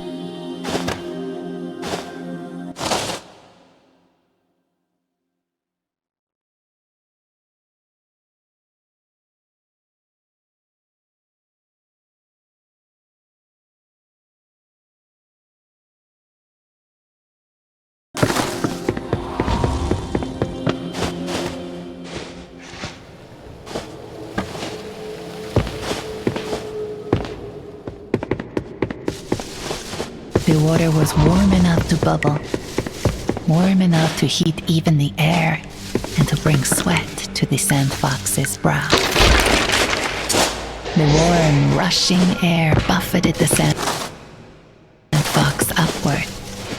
What a joy it was to fly.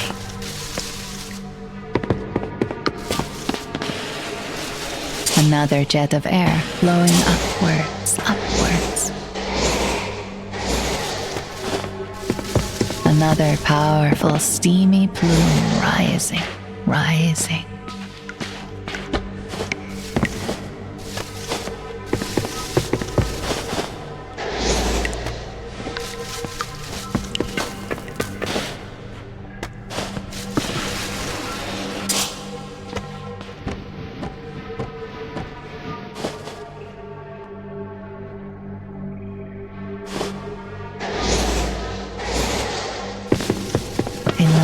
Angel breath blossoms filled the cave. The Sandfox knew better than to breathe in their poisonous scent.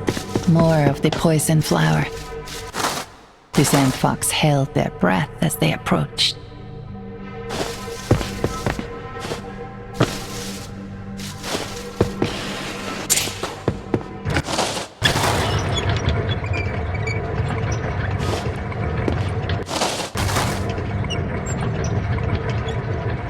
The lift shuddered and went still.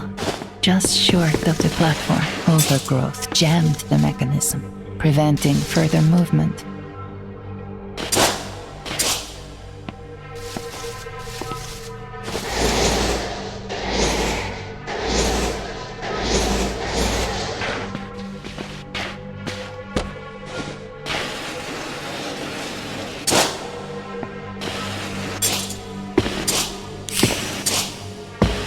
The stalactites looked easy for a Kashai to climb. It looked easy, and so it was.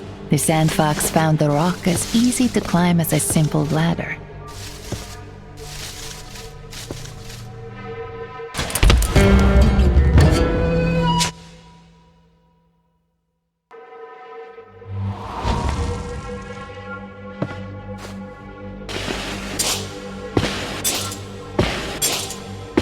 The stalactites looked easy for a Kashai to climb. It looked easy, and so it was.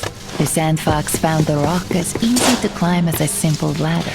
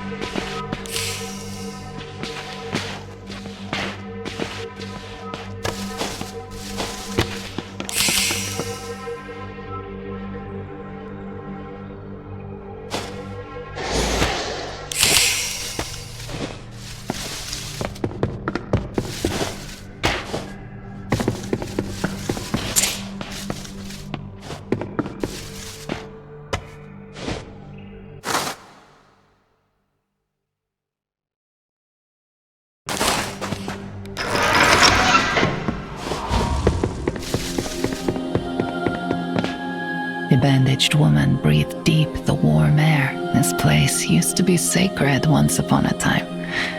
So much of life used to be sacred.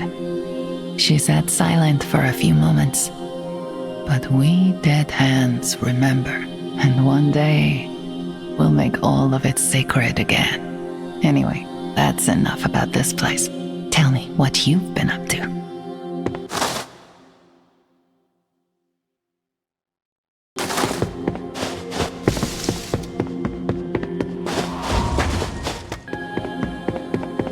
The Sandfox thought of all the travelers who, in times long since past, used this bridge as the route from out into the shifting sands. The gigantic, beautiful lilies looked strong enough to support a person's weight for a moment.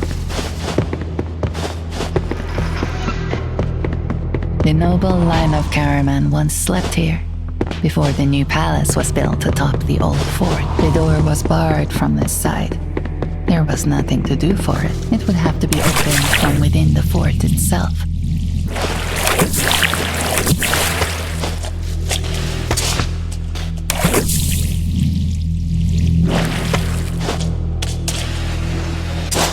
A break in the cliffside lets in a shaft of light, creating an oasis of light in an unlikely place. The warmth of a nearby hot springs heated the air. This underground oasis was a small paradise within the dark.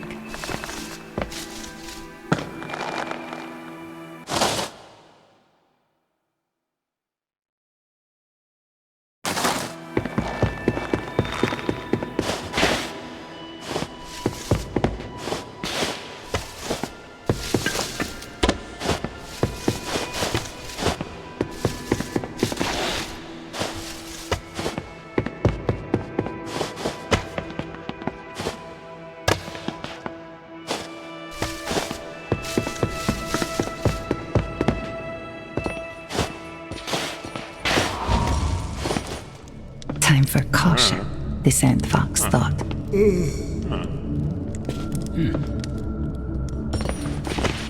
Once more, the Sandfox could relax.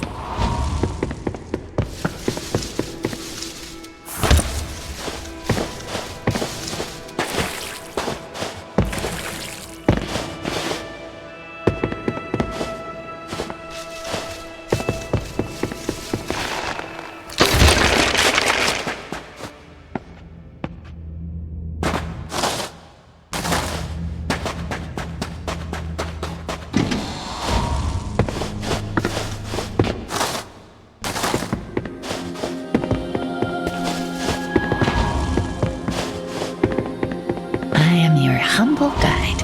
Say the word and I'll get you where you need to go.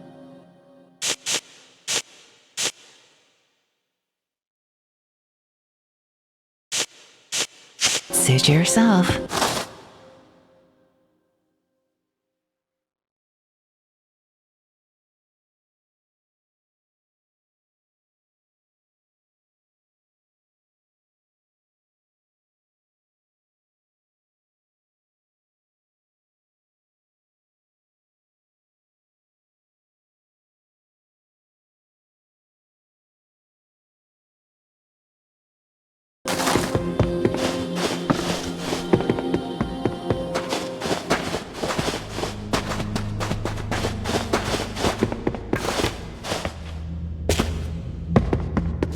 All prisoners found their way through the grumbling, unhappy guard.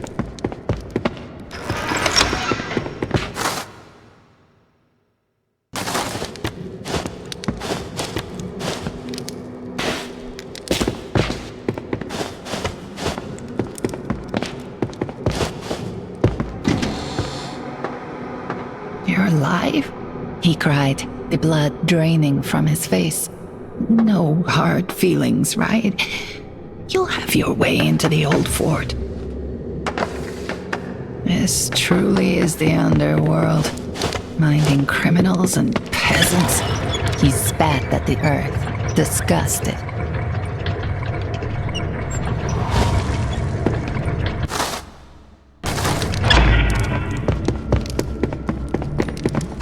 Some locks are beyond even the skill of the Sandfox. Swiping keys from unwary guards, however, is not.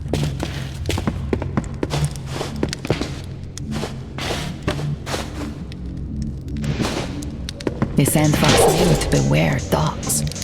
With their powerful noses, they didn't need to see the Sandfox to find them.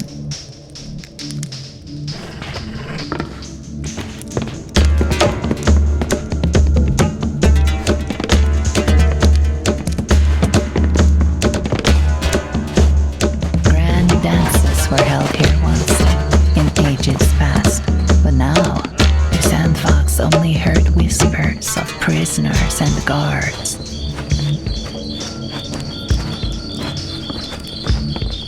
The Sandfox knew that only distance would keep the dogs from discovering them.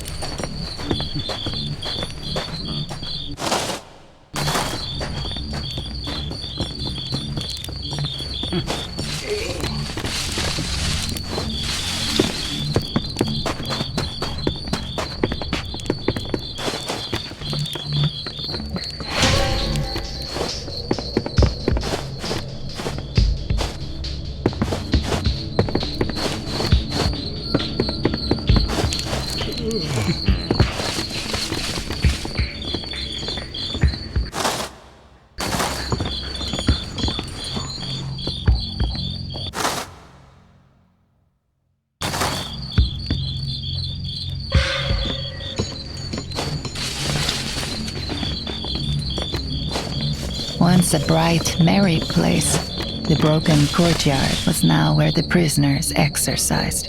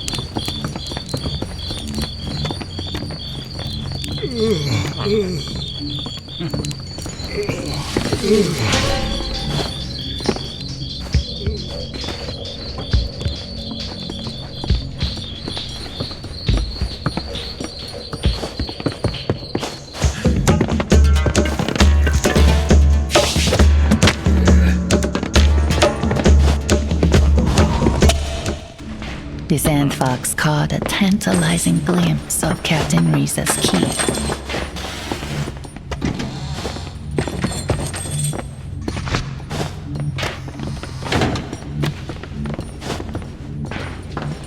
There was only one way to get the key. Follow Captain Risa closely without being seen, and wait for the perfect moment to strike.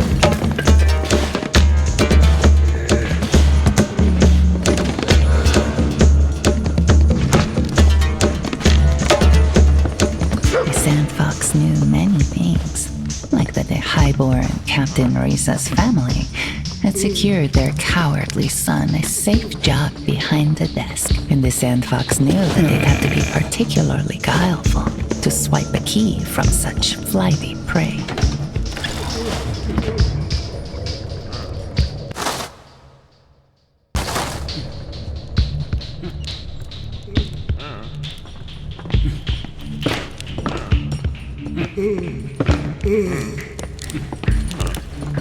The guard, the key.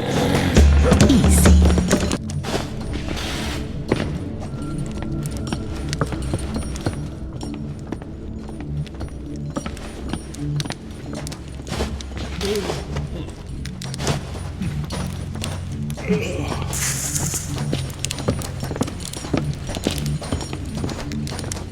Another guard with a key. The Sandfox knew what to do.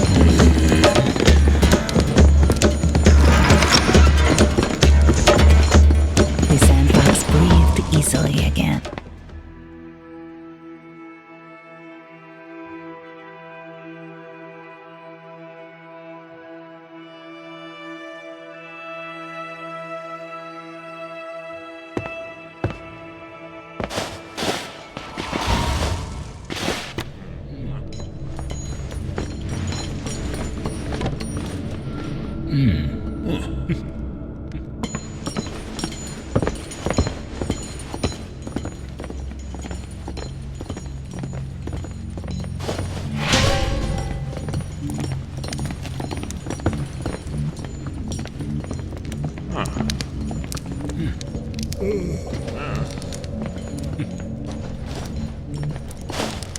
palace guards were on high alert after the death of the king. Though yes, they wrongly believed the killer had been apprehended, the death of a monarch still tends to keep one on edge. Inside the box, the Sandfox could not be seen.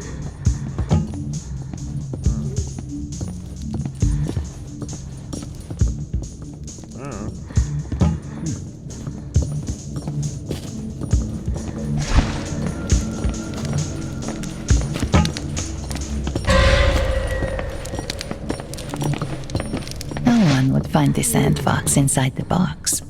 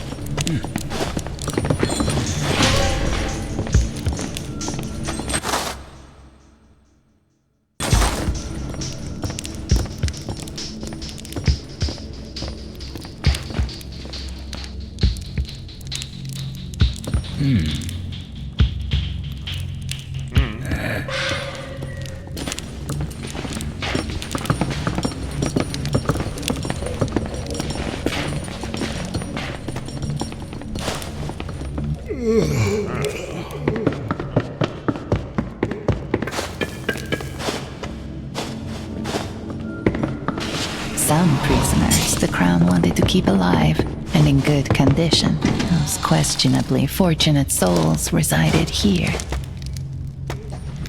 Compared to the cells in the Iron Hold, this was absolutely palatial.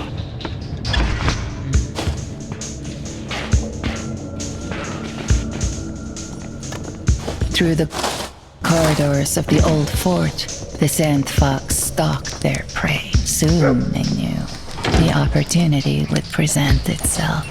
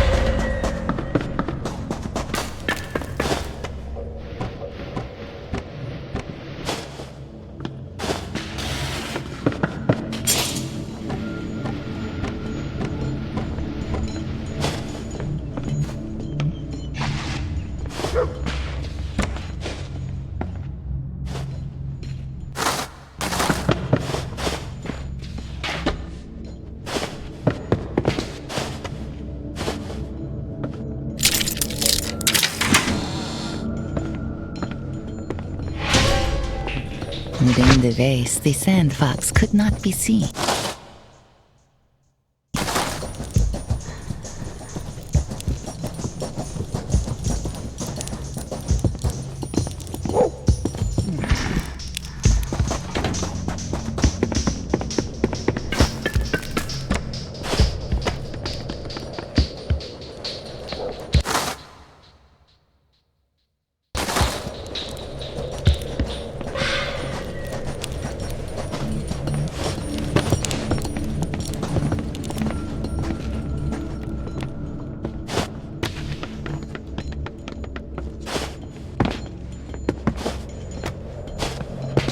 In times gone by, this was known instead as the Sky Bridge, but with the construction of the new palace, it reached further out, past the sky and to the stars.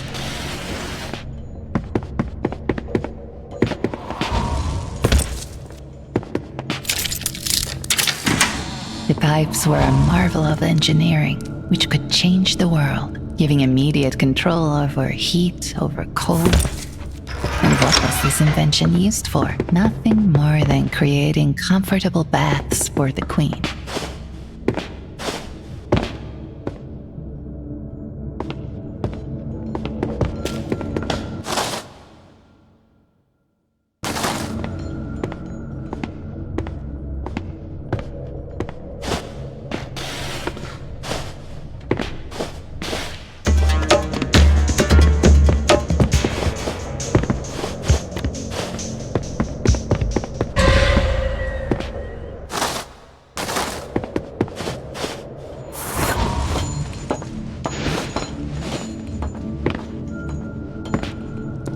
Captain Riza's office was locked with a lock beyond kicking. The only way was to steal the key off him. Captain Riza's office was perfectly neat and tidy, if one ignored the mess of papers on his desk.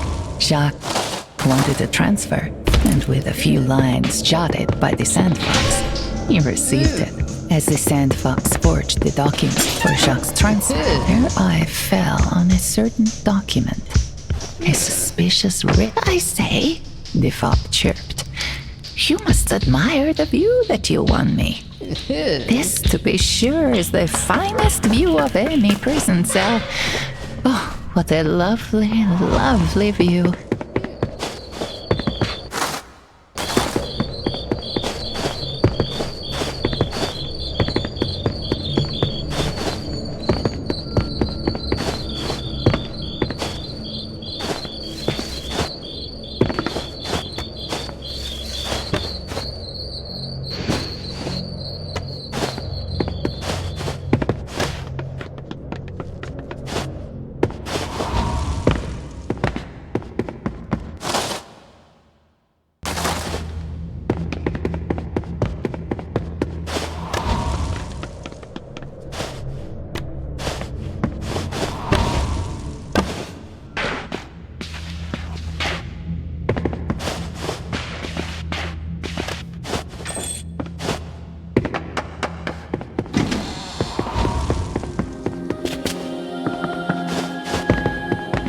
Great palace of Karaman. The bandaged girl chuckled. What is there to say about paradise, really? Anyway, that's enough about this place. Tell me what you've been up to.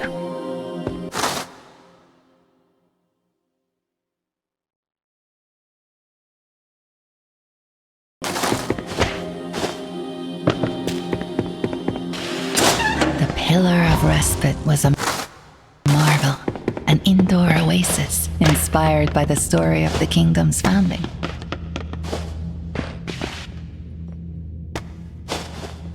The Sandfox knew it was time to be careful.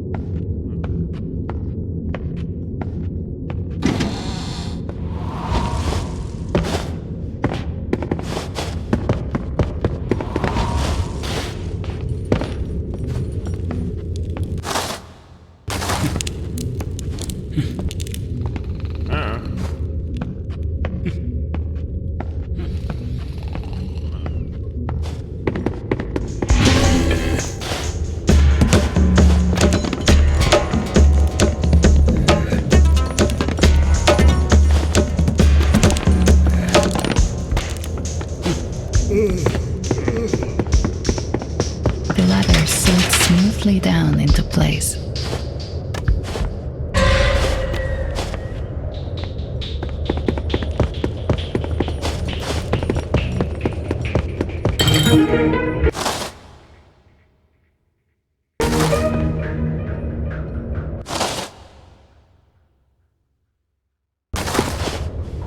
Hurried scratches were made in the clay by the civet. The maddened writing described men made of sand, performing the bidding of evil-hearted masters.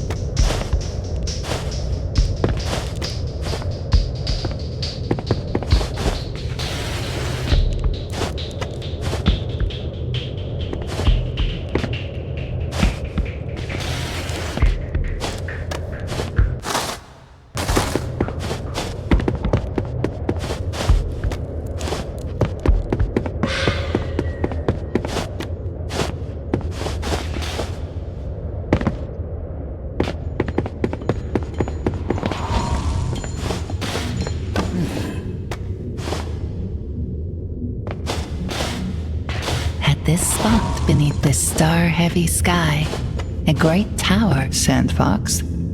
The robed man tightened his grip on his weapon. I'm sorry. As guard of the Tower of Stars, I cannot permit you any further without official permission. I am sorry, Sandfox. I cannot allow you through unless you have official permission.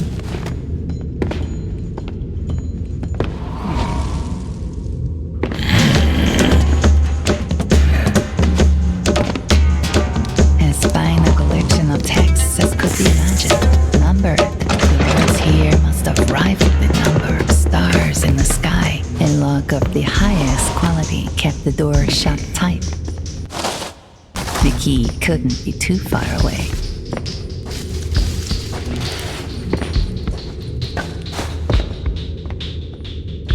The door was protected by a key weight too thin for the Sandfox to pick. They knew a key must be nearby.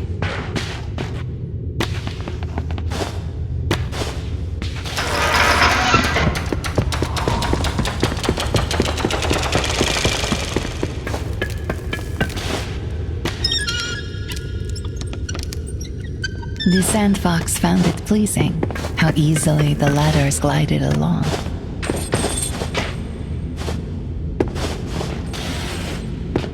An ingenious system of ladders and rails allowed for easy access to any high shelf.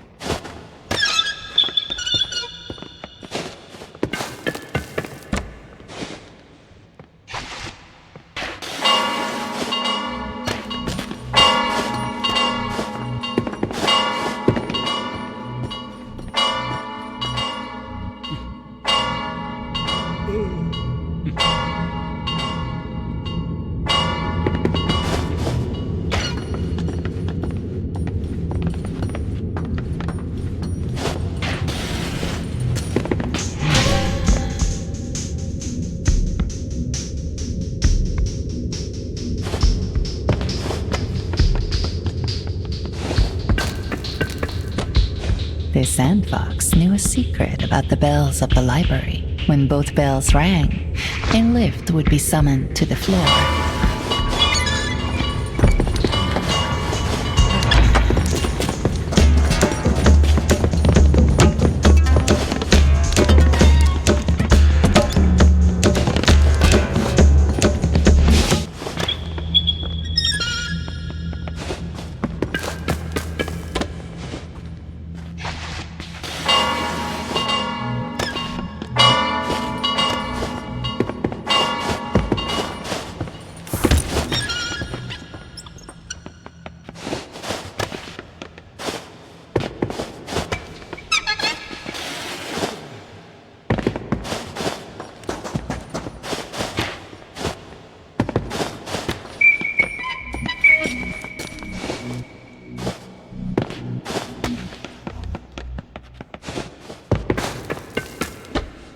The Sandfox knew a secret about the bells of the library. When both bells rang, a lift would be summoned to the floor.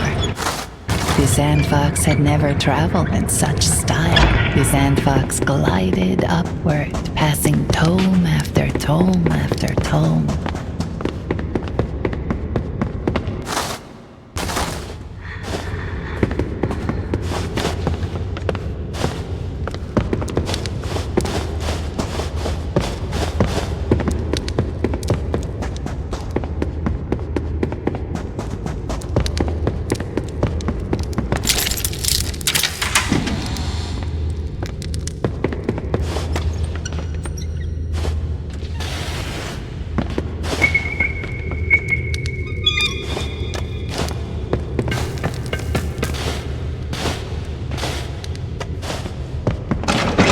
Was protected by a keyway too thin for the Sandfox to pick. They knew a key must be nearby. A guard, a key. Easy.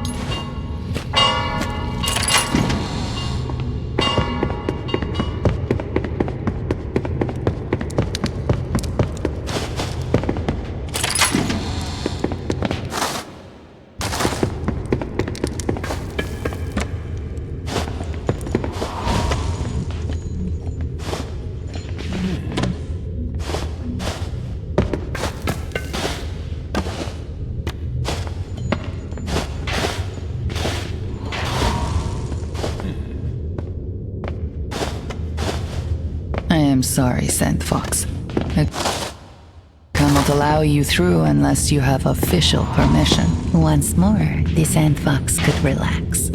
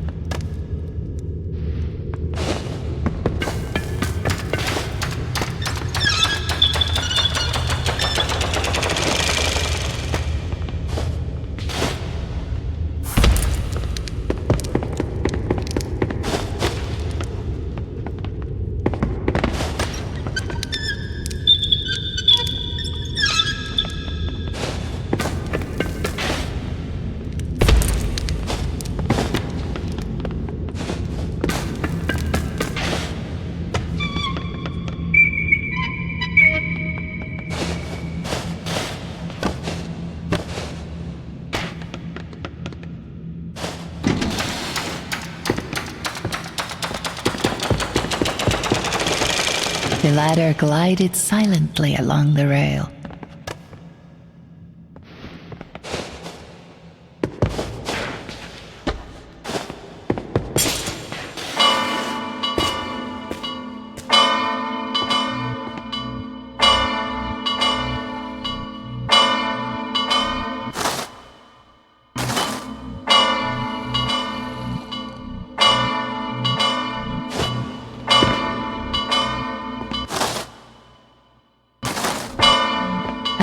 The dead king must have loved his library, thought the Sandfox, or else it quick,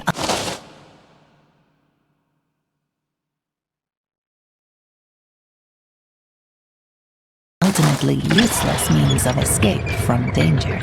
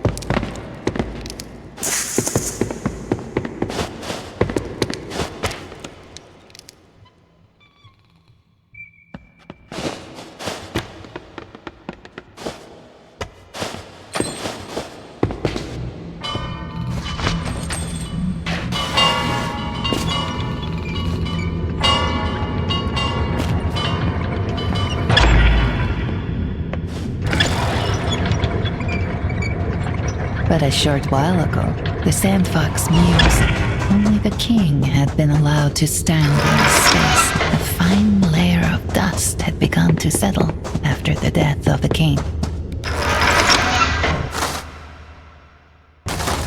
Surrounded by beautiful terraces, the heir to the throne is cared for in complete luxury.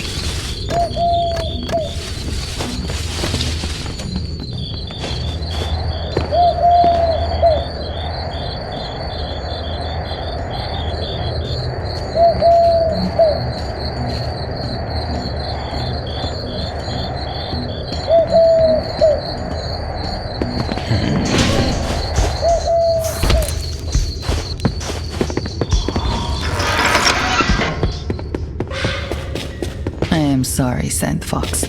I cannot allow you through unless you have official permission.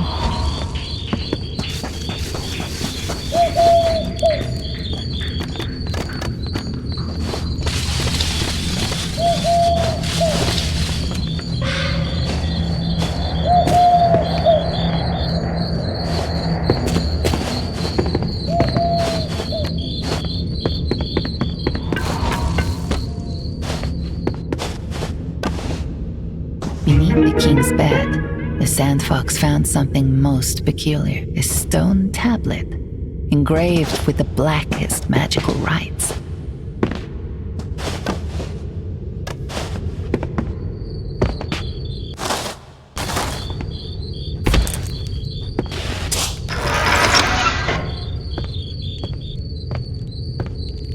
Those deemed worthy could stroll here in the open air and see the fullness of the kingdom. If a blossom could be imagined, it could be found growing here on the palace rooftops.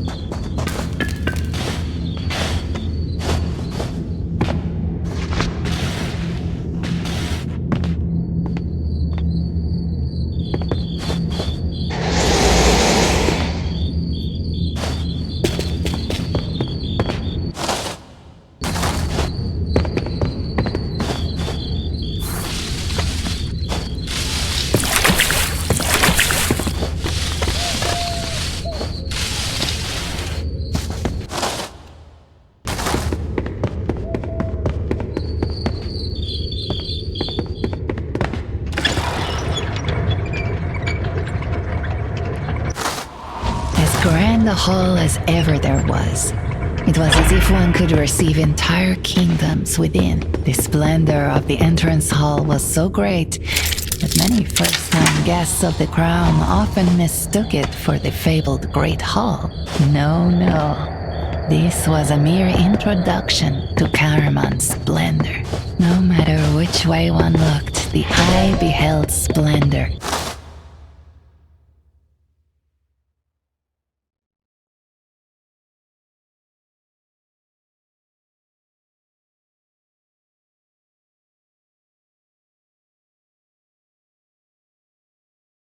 The gardens of Roel stretched out at the base of the stairs, like a paradise on earth. Sweet perfumes wafted from the blossoms. Snakes rustled beneath the bushes. They rustle, they slither, they rattle in the grass. One could not have all the beauty of nature without any of its dangers.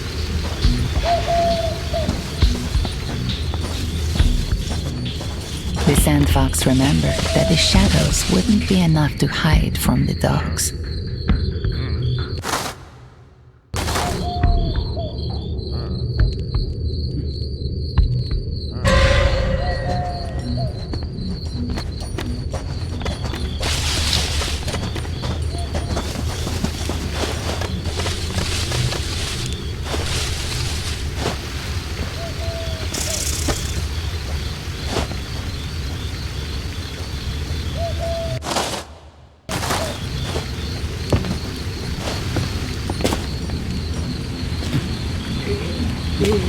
The great statue of Shamash cast an imposing shadow over the gardens of Ruel. A greater shadow still fell over the Sandfox as they contemplated reaching the top. As grand a work of art as there was in the kingdom, it could cast a shade over the entire garden.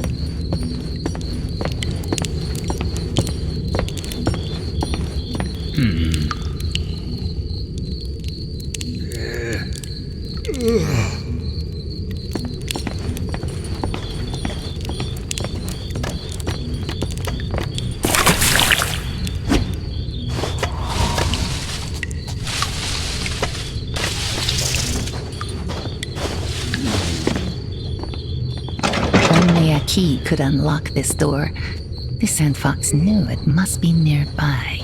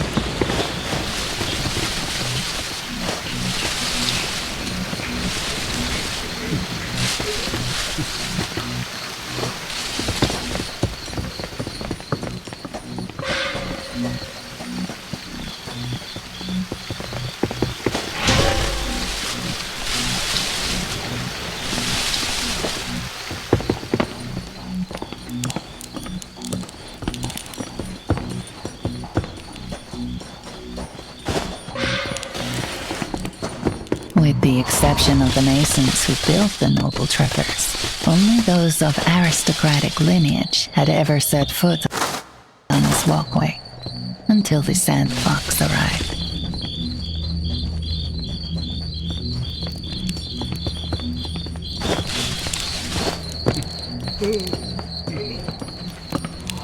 The ingenious ladder unfurled as the catch was released.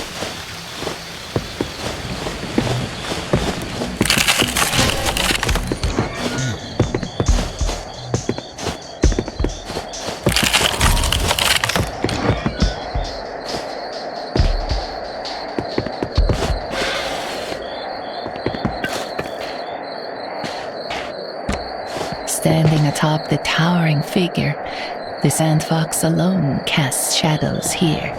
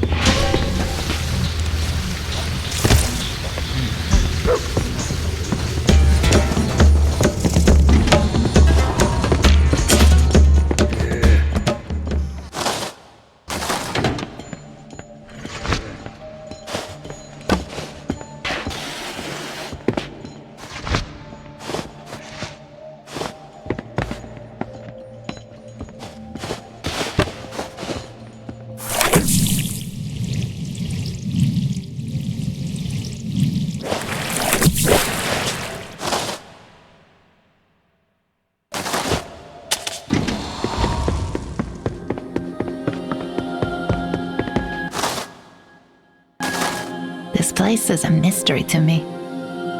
Why'd the Queen build a fancy new mausoleum over the old one? And why dig up the old kings and bring them here? The Dead Hand's very, very mad about that. Of course, what's most interesting is the latest scandal. Someone stole the king's corpse. Anyway, that's enough about this place. Tell me what you've been up to.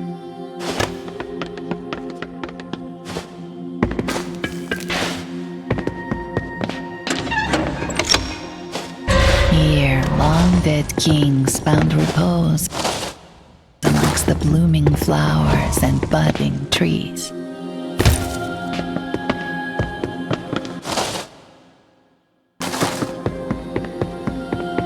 Here was where the mighty were mourned, or at least should have been, for someone had stolen the king's body away.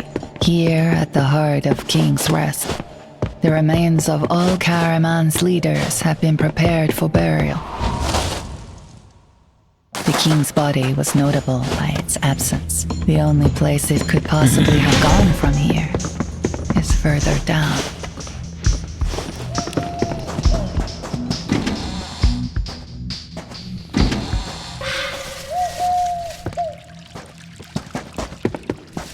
Passing through these gates and into King's Rest would be the closest most of the people of Karaman would ever get to the palace.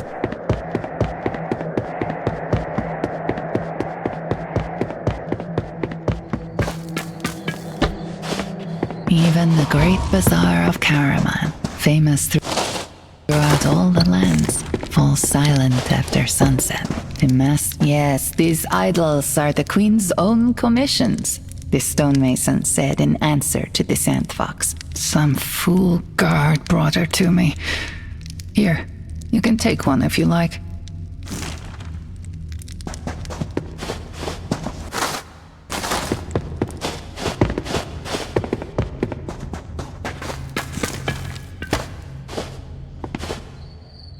A rickety platform.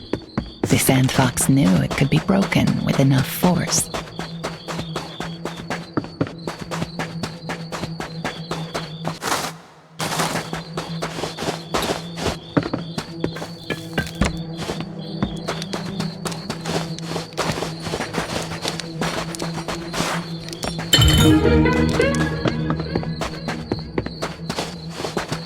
The cylinder seems to bear the symbol of the hyena.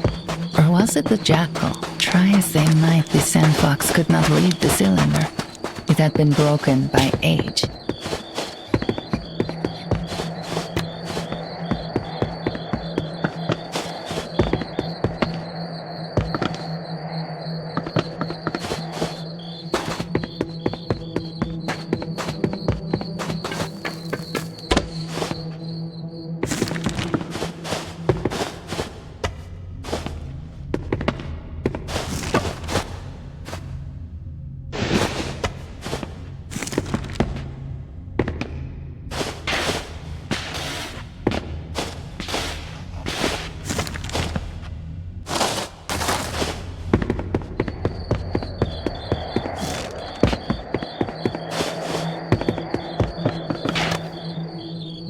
At the bottom of the well, far below the earth, there was a secret, one new, but not unfamiliar to the Sandfox.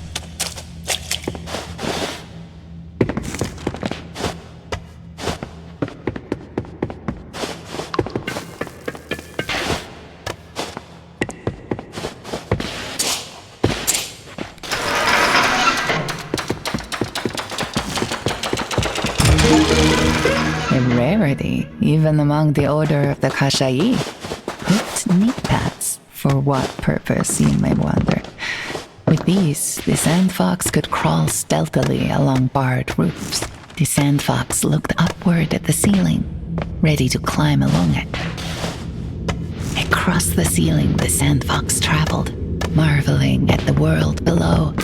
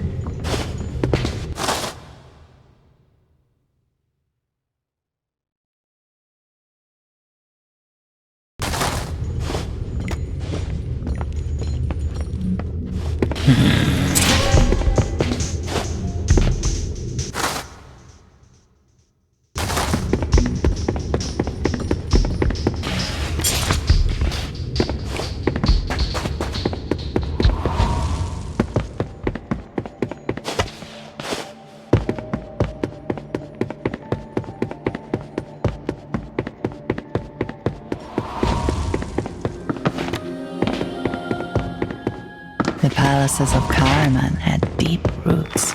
The pillars supporting the palace had their base here, deep in the earth.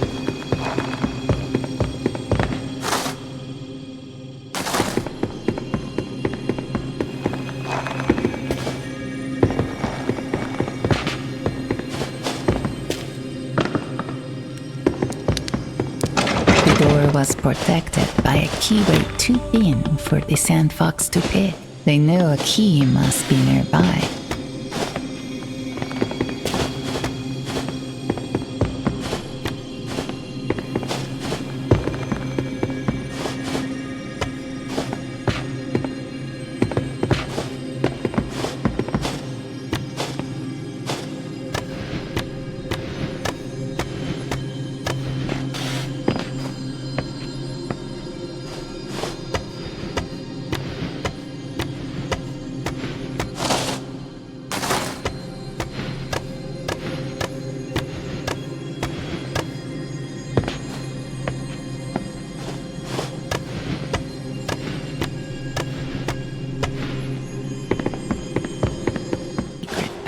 And though the gate slammed shut behind them, the Sandfox knew that it was no longer. Ah, yes, the hero returns.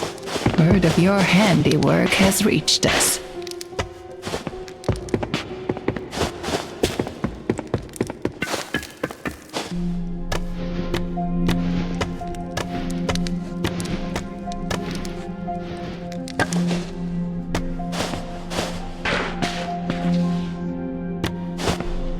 dead hand had kept their word. The way to the Tower of Silence was opened. As the lift came alive, the Sandfox took a deep breath. The air above the lift was filled with poisonous gas. Pity the Sandfox. He had no choice but to go through it. Poison filled the air. It was of no danger to the dead who slept here.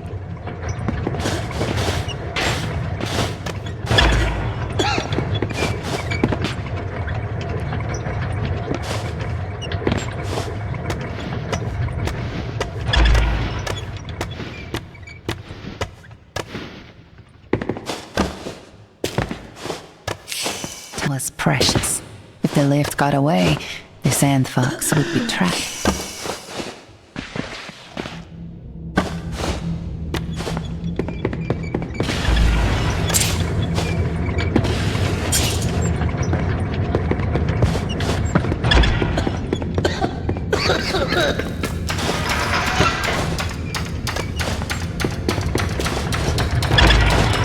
Just in time, the Sandfox made it back to the lift.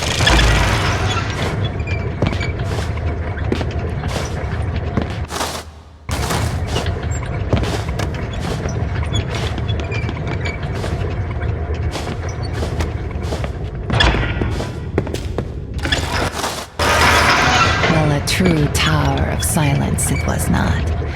It still had its fair share of corpses as a stifling, toxic air rose. The Sandfox looked for a means of escape.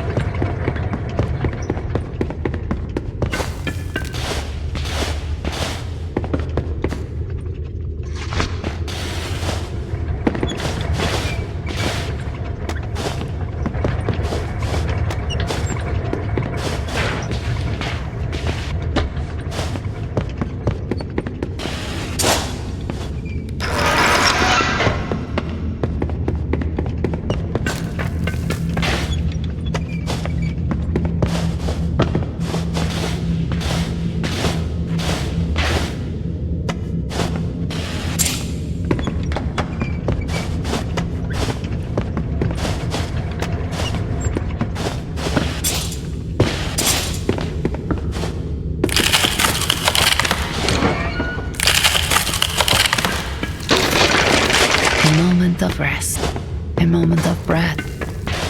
The Sandfox knew it was more to try, and no matter how difficult it was, the Sandfox knew they'd make it to the top.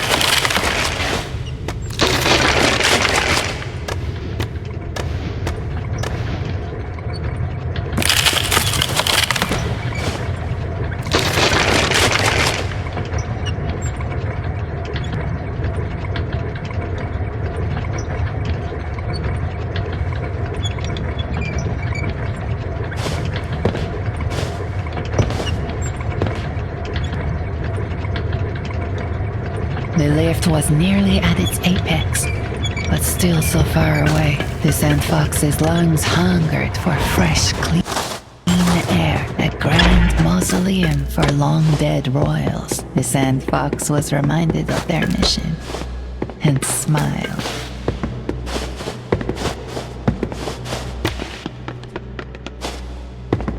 Welcome, young Kashai. I knew your predecessor. I trust you will live up to the name Sandfox. We took the king's body to be interred the old ways. He shall rot gracefully, like his fathers did. Take this and give it to Zachariah. He will understand.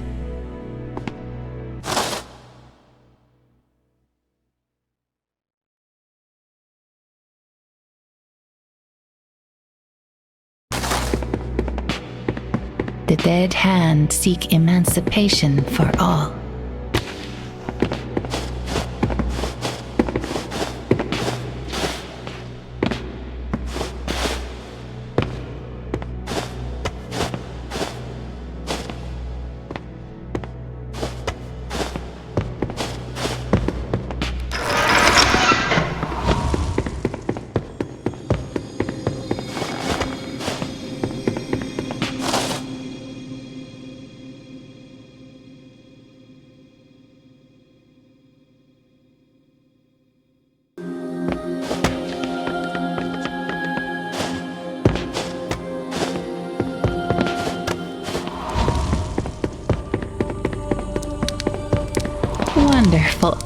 She cradled the mushrooms in her hand.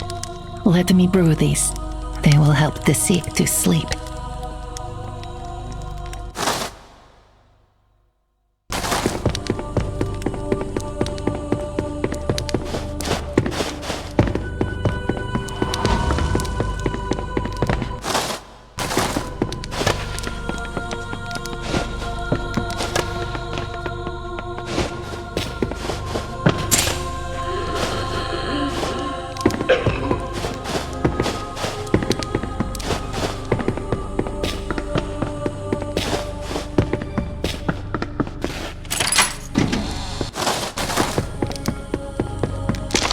Down in these depths, Dr. Zachariah kept his secret. Dr. Zachariah frowned at the Sandfox.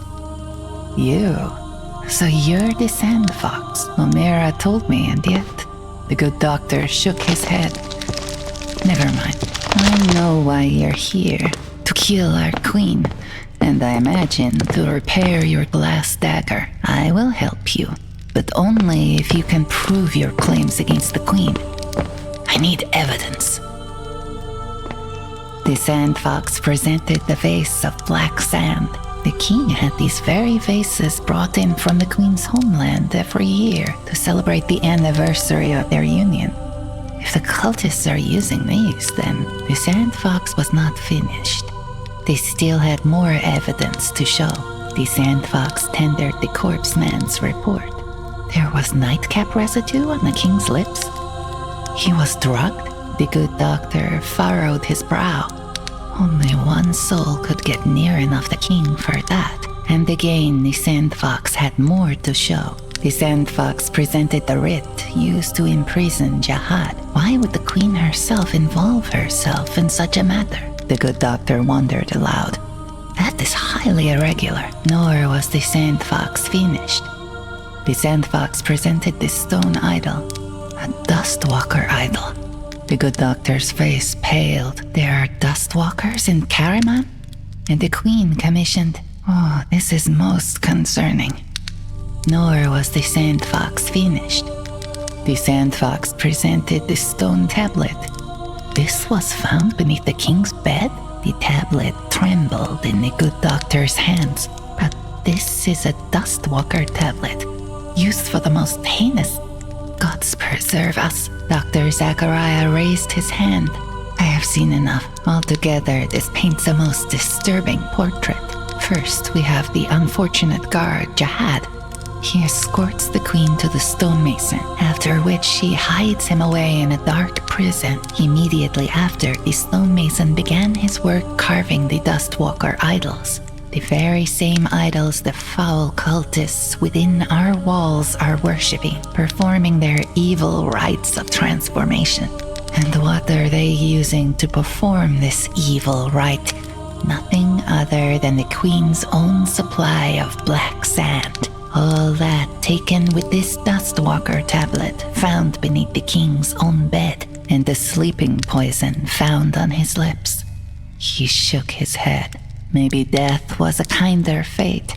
It is clear that the queen has betrayed us all. Couple all of this with the Armuzi right outside our gates, and I think it fair enough to call the queen a traitor. A weary sigh left the good doctor. She must be stopped. I will help you, Sandfox. The good doctor shook his head in dismay. I cannot deny it. Very well. I will help you. Meet me in my study at the palace. I will reforge your dagger there. Meet me in my study at the palace. There I shall reforge your dagger, so you may perform your duty.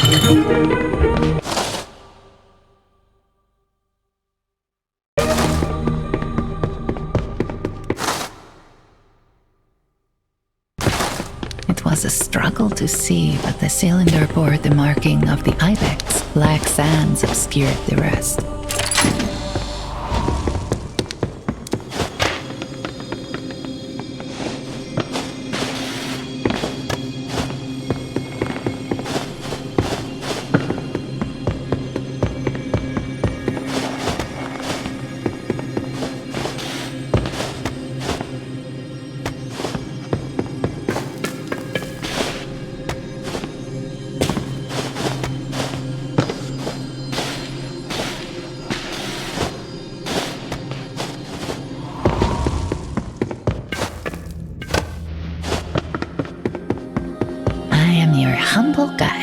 Say the word and I'll get you where you need to go.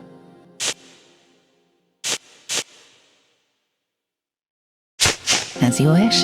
This way.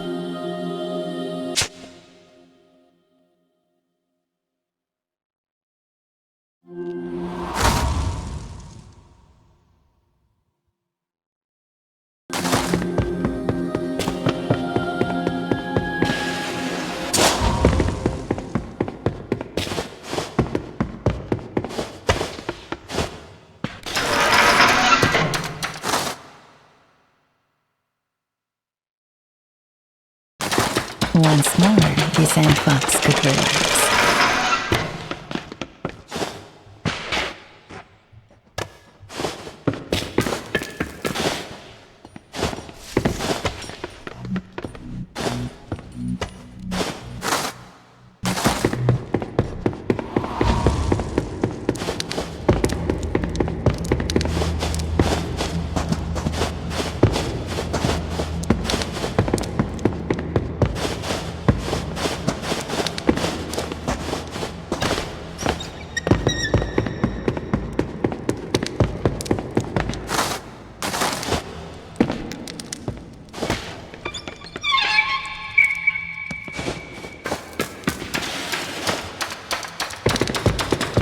The fabled offices of Dr. Here. Dr. Zachariah presented the glass dagger to the Sandfox. I will not stand between you and your duty. The Queen must die. I'll send word to Karim of Starwatch. He will let you pass.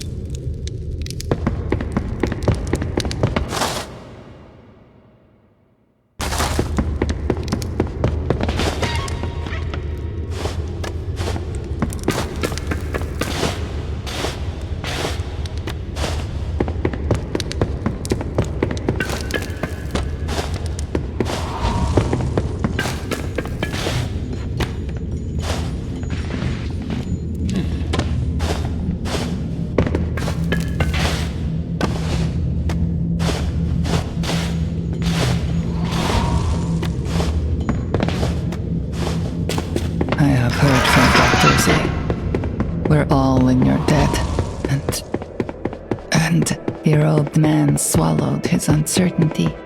The Tower of Stars is open to you. You'll find the Queen on the top floor.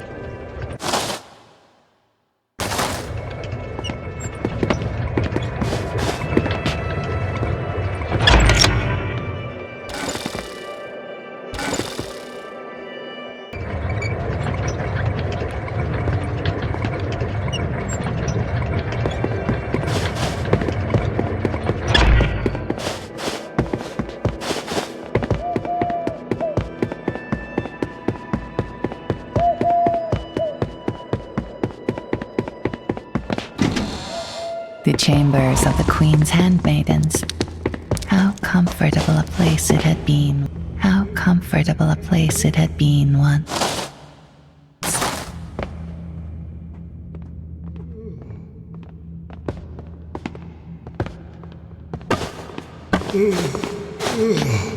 The elite retinue of the Queen, groomed from her canniest handmaidens, were known simply as the Blades. Across Carryman, they were revered and feared. The Sandfox held the same tension within them. Warm waters flowed here on the men. The burbling water poured forth playfully.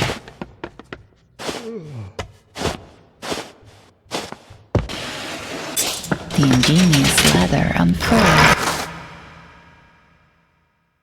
The catch was released.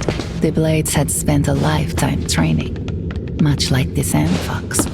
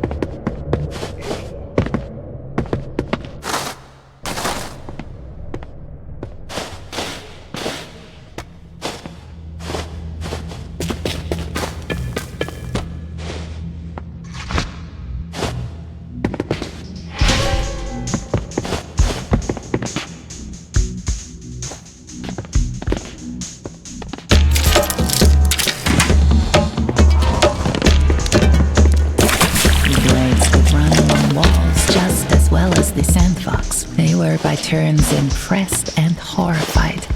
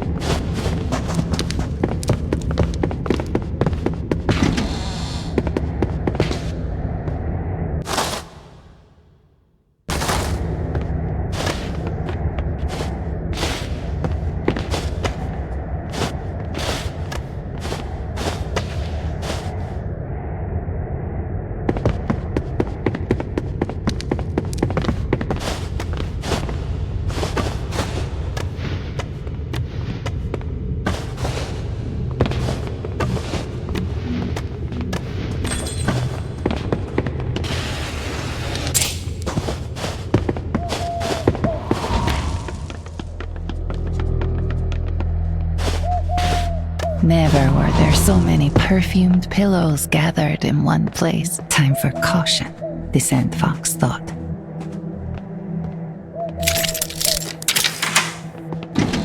Though they struggled to admit it, the Sandfox felt a strange, sorrowful kinship with the blades.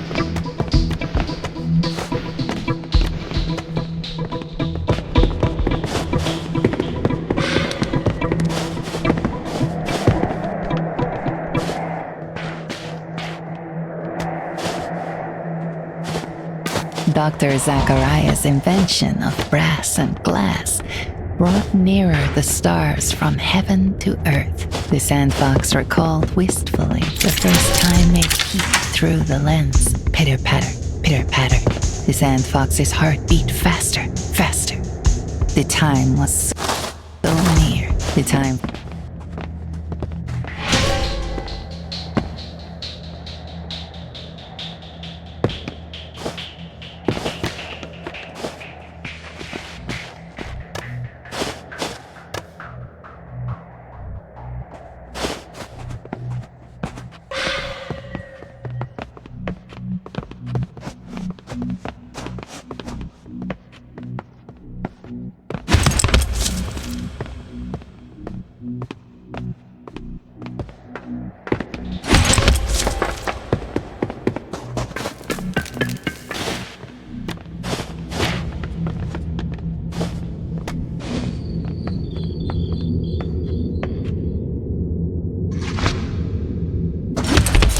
The Sandfox steeled themselves for the task ahead.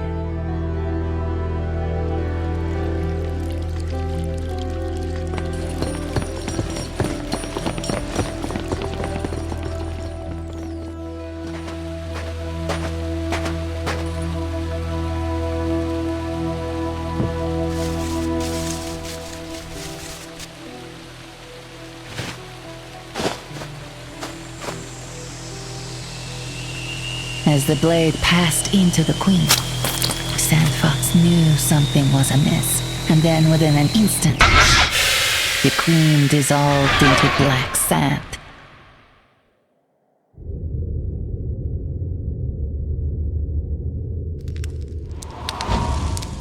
The vases of black sand. Dr. Zachariah stared out at the evil storm, thinking she brought many into the kingdom. Sandfox, listen.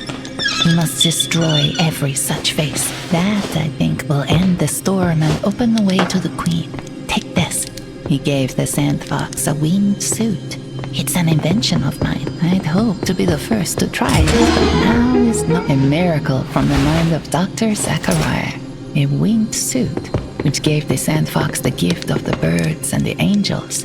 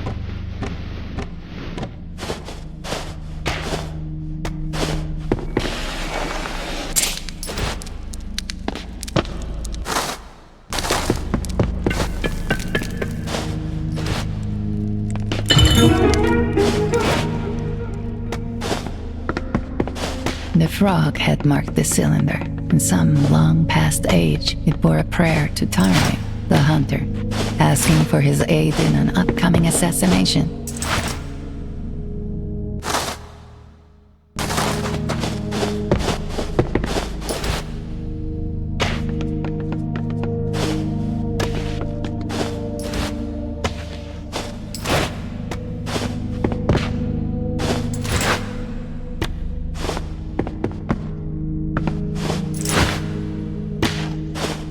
Another phase.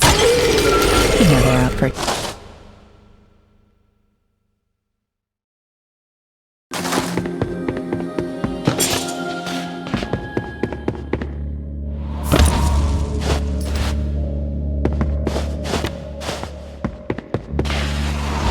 Time for caution, the Sandfox thought.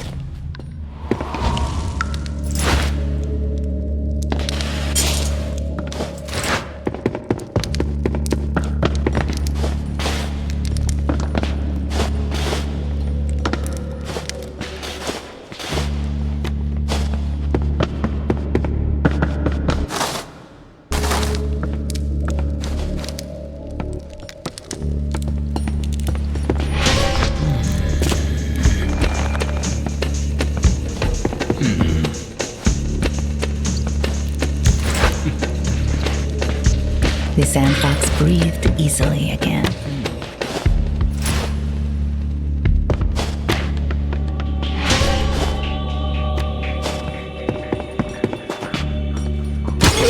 Destroyed the base, and so destroyed.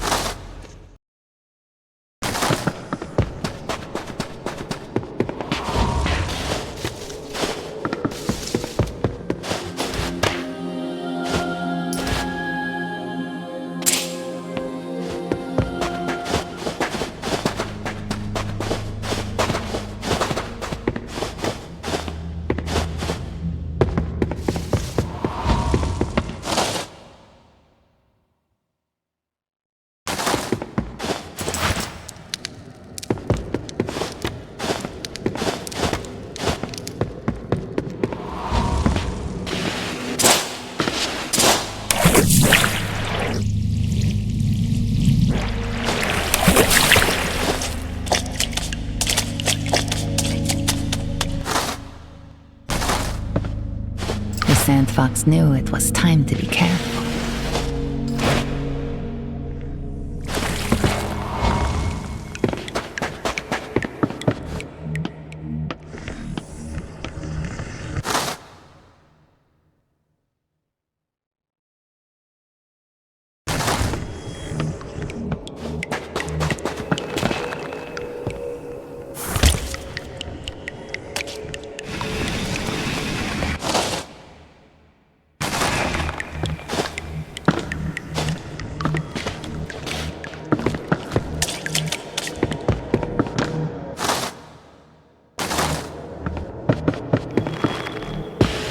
The Sandfox breathed easily again.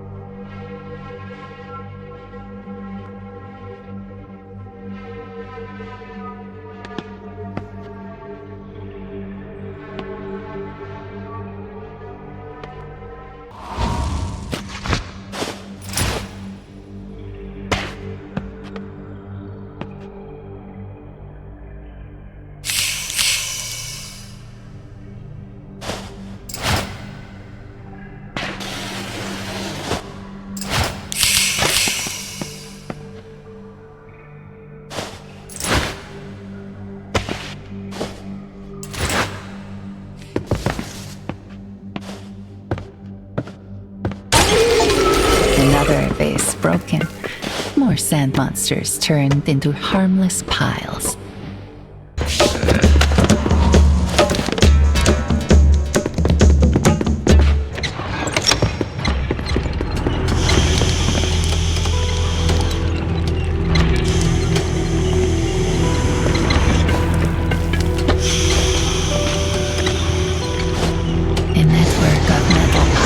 Wound their way from the depths of the earth upward, up to the tower above.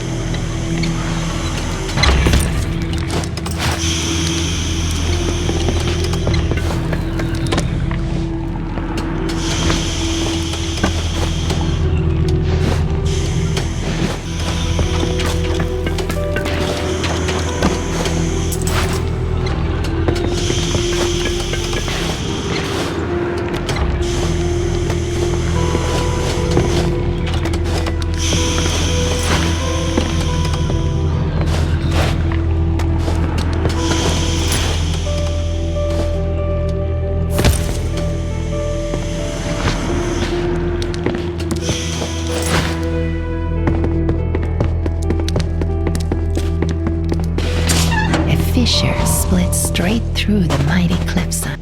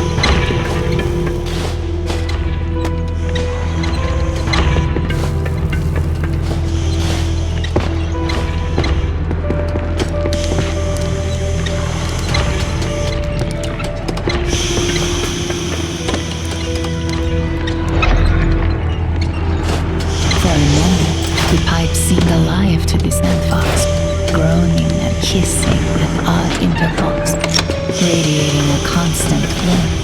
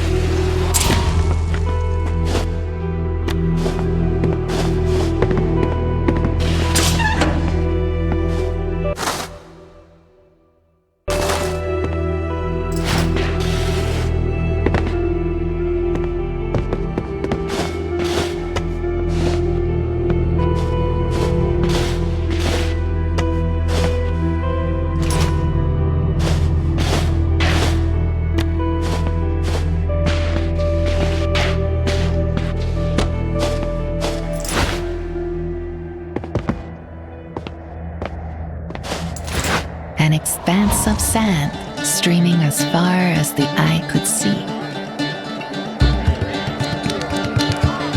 The Sandfox marveled at the size of the Armuzi camp. Even if the whole army worked together, there was no natural way they could have built their fortifications so quickly.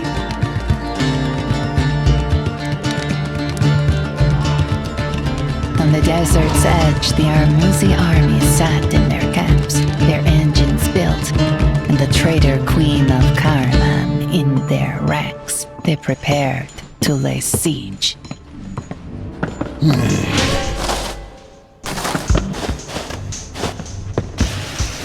The Armuzi soldiers were famed across the world for their prowess. The Sandfox would face no greater test.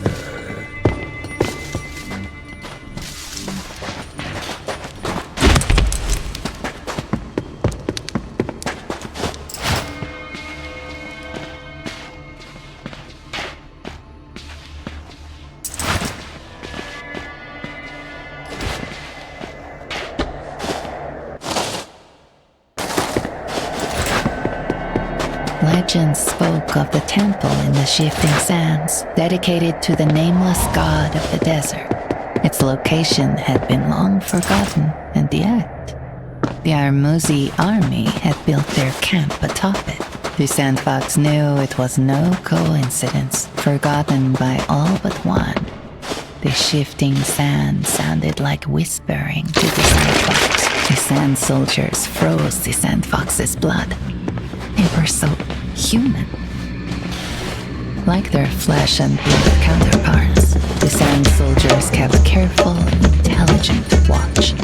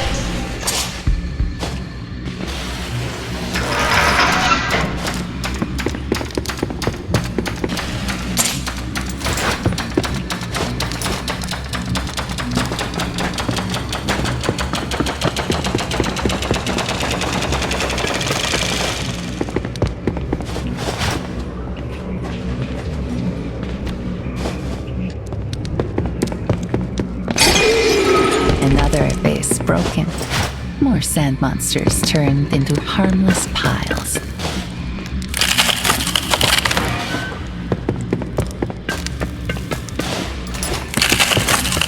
The Sandfox wondered what other lands these soldiers had seen, how many peoples they had conquered.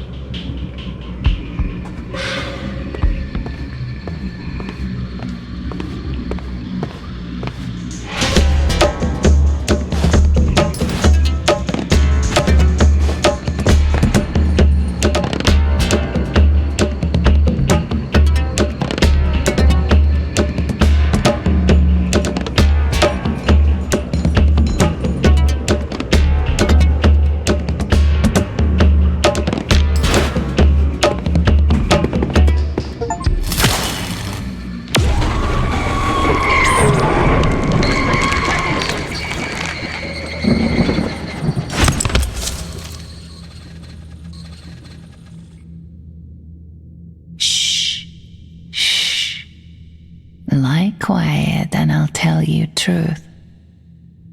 In the time after the Sandfox, there was no king and no queen.